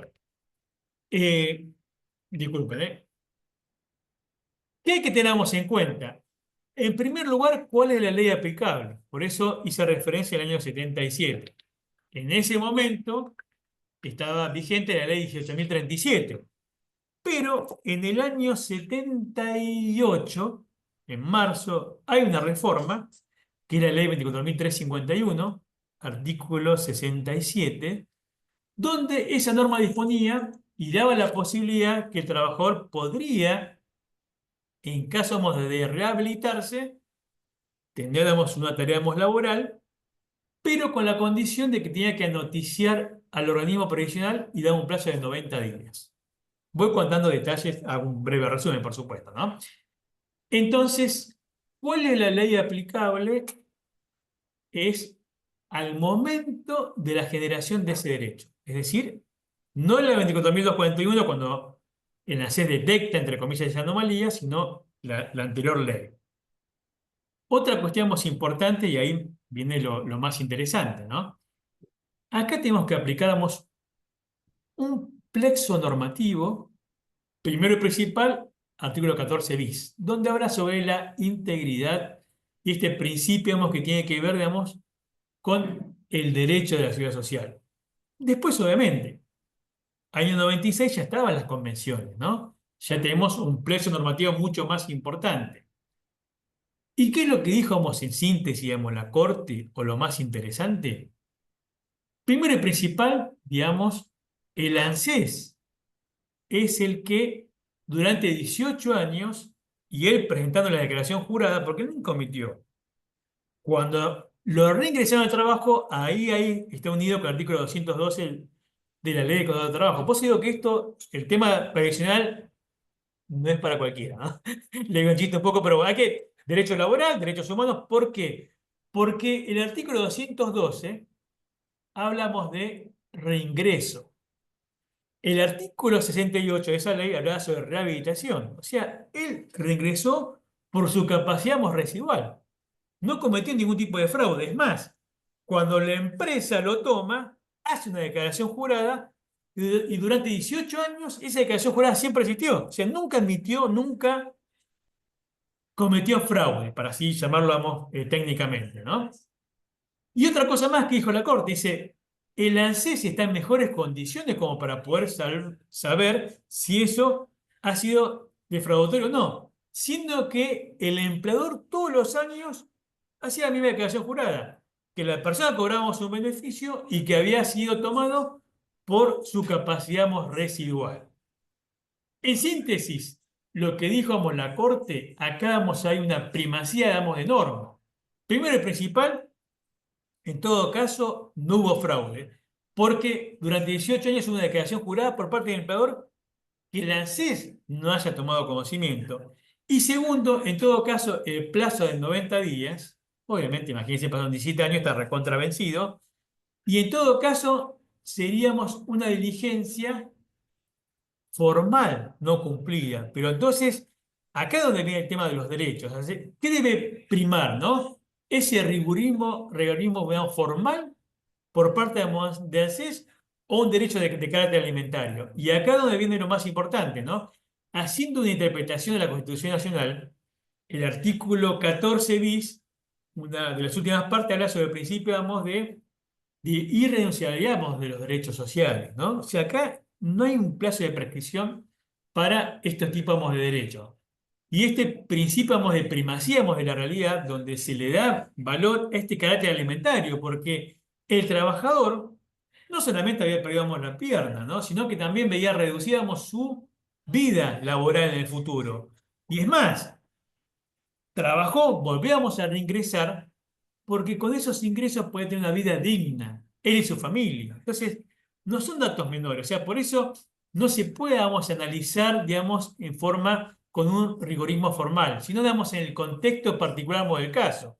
Obviamente, digamos, que no solamente no tuvo que reintegrar, sino que todo lo que había hecho ese trabajador, vamos, había hecho bien las cosas, ¿no? Entonces, bueno, yo por eso este fallo me parece, vamos, interesante, porque ahí la Corte, vamos, analiza todo un contexto, vamos, los derechos, para saber puntualmente, vamos, cómo debe actuar no solamente los operadores jurídicos, ¿no? Nosotros cómo debemos defender a nuestros clientes, sino que además una cuestión formal no puede invalidar un derecho de carácter alimentario y tan importante.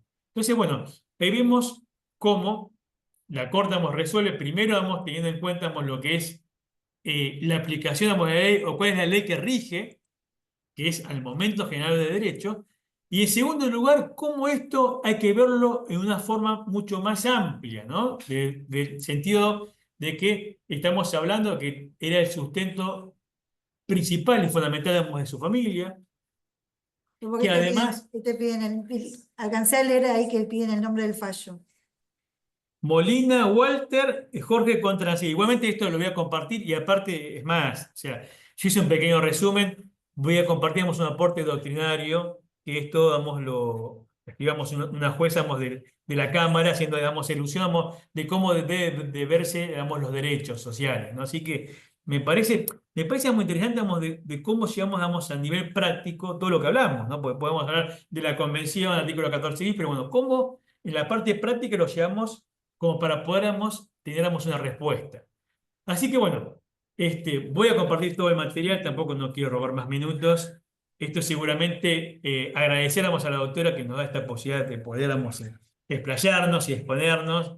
Así que bueno, por supuesto un tema tan importante como es la discapacidad, sabemos todo lo que pasa, esta ley que puede ser vetada, que en otras Total. cartas también fue hablado, o sea, esto cómo teníamos injerencia en la parte social, y también otra parte importante, ¿no? La eliminación de las multas de derecho laboral, cómo tiene la influencia en la parte nuestra. Entonces también, o sea, el decreto 70 de este gobierno ha hecho un disparate, de cosas, ¿no? Otro tema puntual que también me parece importante en cuestiones de salud, hace poco salvamos un fallo en la Cámara Federal de La Plata, donde declaró la inconstitucionalidad con respecto a los aumentos, ¿no? Del tema de las prepagas. Que también, ¿no? Es como que un poco ha quedado en el olvido, bueno, y esta cuestión de que la salud no es mercancía, o sea, no es vender un caramelo más, un caramelo menos, ¿no? Entonces, cuando se desregula, ya me estoy yendo del tema, disculpe, por el tema de salud, digamos, cómo influye también el sistema social, ¿no? Porque lo que hay también es de financiar a las obras sociales, ¿no? Estamos hablando, que desde el año pasado a los proveedores del Estado, o sea, los que hacen traslados, los centros de rehabilitación, que no le han actualizado los montos. Entonces es una forma, hasta diría, diabólica, de la gente con discapacidad, ¿no? Hay gente que nos toca casos que también tenemos que hacer, los amparos de salud por situaciones que la verdad que son nefastas. Así que bueno, me Total. parece que es muy importante, te felicito, por esta charla. Creo que el tema de la perfección, el procedimiento es muy importante, así que bueno. Decimos la ley, una ley para anotar, la ley 10.593 de las prestaciones previsionales para agentes discapacitados, que sigue estando vigente. Y se jubila Sí, 45 años de edad y con 20 años de aporte. Así que para buscarla, leerla, es para el régimen de el personal de cualquiera de los 3 poderes del Estado provincial, municipal. de la provincia de Buenos Aires, sí. La provincia de Buenos Aires. Exactamente. Así que, bueno, ley 10.593, que sigue vigente y también que la podemos buscar. Ya son justo 20 y 29 minutos. Hemos cumplido. Chicos, Bueno, que gracias. la verdad que son unos maestros. Yo vuelvo a repetir que ustedes me cobijaron cuando era una Nobel matriculada en su instituto y he aprendido muchísimo. Y yo no sé si lo recuerdan, pero más de una vez me han llamado con alguna urgencia en que yo les preguntaba y son así de generosos. Eso se agradece siempre. Y bueno, los invitamos a todos que se sumen al Instituto Los primeros casos, Previsional porque porque vi que hay muchos estudiantes, los primeros casos que llegan son de familia previsional, totalmente, son los primeros. totalmente. Ese derecho alimentario del que Pablo habla totalmente, o sea, nos atraviesa. Hoy en la reunión que tuvimos en Colproa hablamos mucho de esto, ¿no? De qué dice la Organización Mundial de la Salud sobre ese concepto de salud, de ese estado de bienestar completo de la persona, que cuando hablamos de discapacidad no es tan completo y cuando hablamos de personas adultas mayores tampoco es tan completo. Entonces tenemos que estar preparados y capacitados y entender, y también sabemos que es un montón, porque todo lo que nos trajo Rodrigo, lo que nos traen ustedes, y nos quedamos con ganas de más constantemente, con ganas de seguir aprendiendo, con ganas de seguir escuchando esos fallos, de cómo resuelve la Corte, de cómo son los casos y cómo se resuelve. Muchas veces desconocemos. Yo hoy les traía esa ley que les mandé por mensaje porque la escuché esta mañana y no sabía que seguía vigente. Entonces digo, hay cosas que desconocemos, tal cual lo dijeron ustedes hace un rato, no sabemos que sigue vigente esto, que son compatibles las pensiones, y tenemos que seguir capacitándonos en esto. Yo me quedo con 1000 preguntas para hacerles, chicos, pero bueno, Cuando el tiempo quieras, es volvemos tirano. con el tema que nos digas, no hay ningún problema. Muchas gracias. Lo mismo de este lado para Te ustedes, lo pasé que el PowerPoint, lo necesiten. puedes pasar si querés Sí, a tu grupo. Después ya compartimos los fallos, así que también me parece muy por importante favor. la formación, ¿no? La otra vez justo me hicieron una entrevista y ponía mucho hincapié, ¿no? Una de las características de nuestro colegio es eso, ¿no? Tratar de formar, a los abogados, dar la información y ser prácticos también, ¿no? Pues bueno, muchas cosas uno lo puede leer en los libros, pero esto se aprende en la calle, pateando ANSES, tribunales, y bueno, y también felicitamos el colegio y también por tu iniciativa, así que no lo reitero Gracias. varias veces, pues es muy importante. Muchas gracias, muchas gracias. Bueno, chicos, yo recordarles que este es el anteúltimo encuentro, el viernes que viene es feriado, y nos queda el encuentro final donde vamos a ver la segunda parte de discapacidad y educación, ya la educación terciaria, universitaria, adultos mayores, cuáles son las leyes, cómo se resuelven, las políticas universitarias que hay. Y el Instituto de Derecho Animal va a estar con nosotros hablándonos del derecho multiespecies y a ver qué relación tiene ahí con la discapacidad. Tenemos ahí como encuentros con Mariela, la directora del instituto, de cuál es el derecho animal y por qué hay apoyo de multiespecies acá, así que va a estar muy bueno ese último encuentro, y nos quedará preparar después algún encuentro presencial donde podamos charlar de todos estos temas. Nos quedó muchísimo por aprender de Una todos ustedes, la segunda verdad. edición y todo esto, profe. Una segunda edición, porque quedaron muchas dudas. Todas las Sí, clases fueron total. excelentes, en todas uno le queda cosas por preguntar y bueno, por ahí por el tiempo no se puede. Pero todas estuvieron excelentes. Muchas cosas que uno no sabe, bueno, y va aprendiendo, ¿no? Igual, Natalia, si hay alguna duda, después nos podés mandar Sí, por total. el WhatsApp y la contestamos y la reenvías a tu grupo. Ahí está. Dale, Vamos a muchas gracias, muchas gracias. El material se sube al blog del instituto, cada encuentro tiene como un apartadito especial y todo lo que los colegas nos envíen se los vamos a subir para que esté al alcance de todos. La verdad, nuevamente gracias, no tengo más que agradecimiento, sé que quedaron preguntas colgadas, pero vamos a seguir, Silvia, vamos a seguir, quédate tranquila, esto no termina acá. Profe, gracias, muy Por bueno. último, sabemos, y bien lo recordó Pablo, seguimos, la discapacidad no es que estábamos en la panacea antes de esto, pero sí estamos en un colapso. Y todo tiene que ver con los recursos y todo tiene que ver con el compromiso también, ¿no? Con seguir hablando, porque tenemos obligaciones del Estado, y cuando no hay recursos, el Estado es el garante. Así que de eso tenemos que tenerlo muy claro y muy presente y seguir hablando del tema. eh, por lo que creemos y por lo que entendemos, aunque pase el Senado, el proyecto de ley va directo al veto por los recursos. Así que nosotros no podemos bajar los brazos, y así como hemos luchado y hemos conquistado, las conquistas se sostienen. Así que tenemos que seguir en ese camino. Gracias a todos, buenas noches y nos vemos en 15 días. Muchas gracias. Gracias, profe. Nos vemos Chao. jueves. Claro, nos Gracias, vemos. Rodri. Muchas gracias a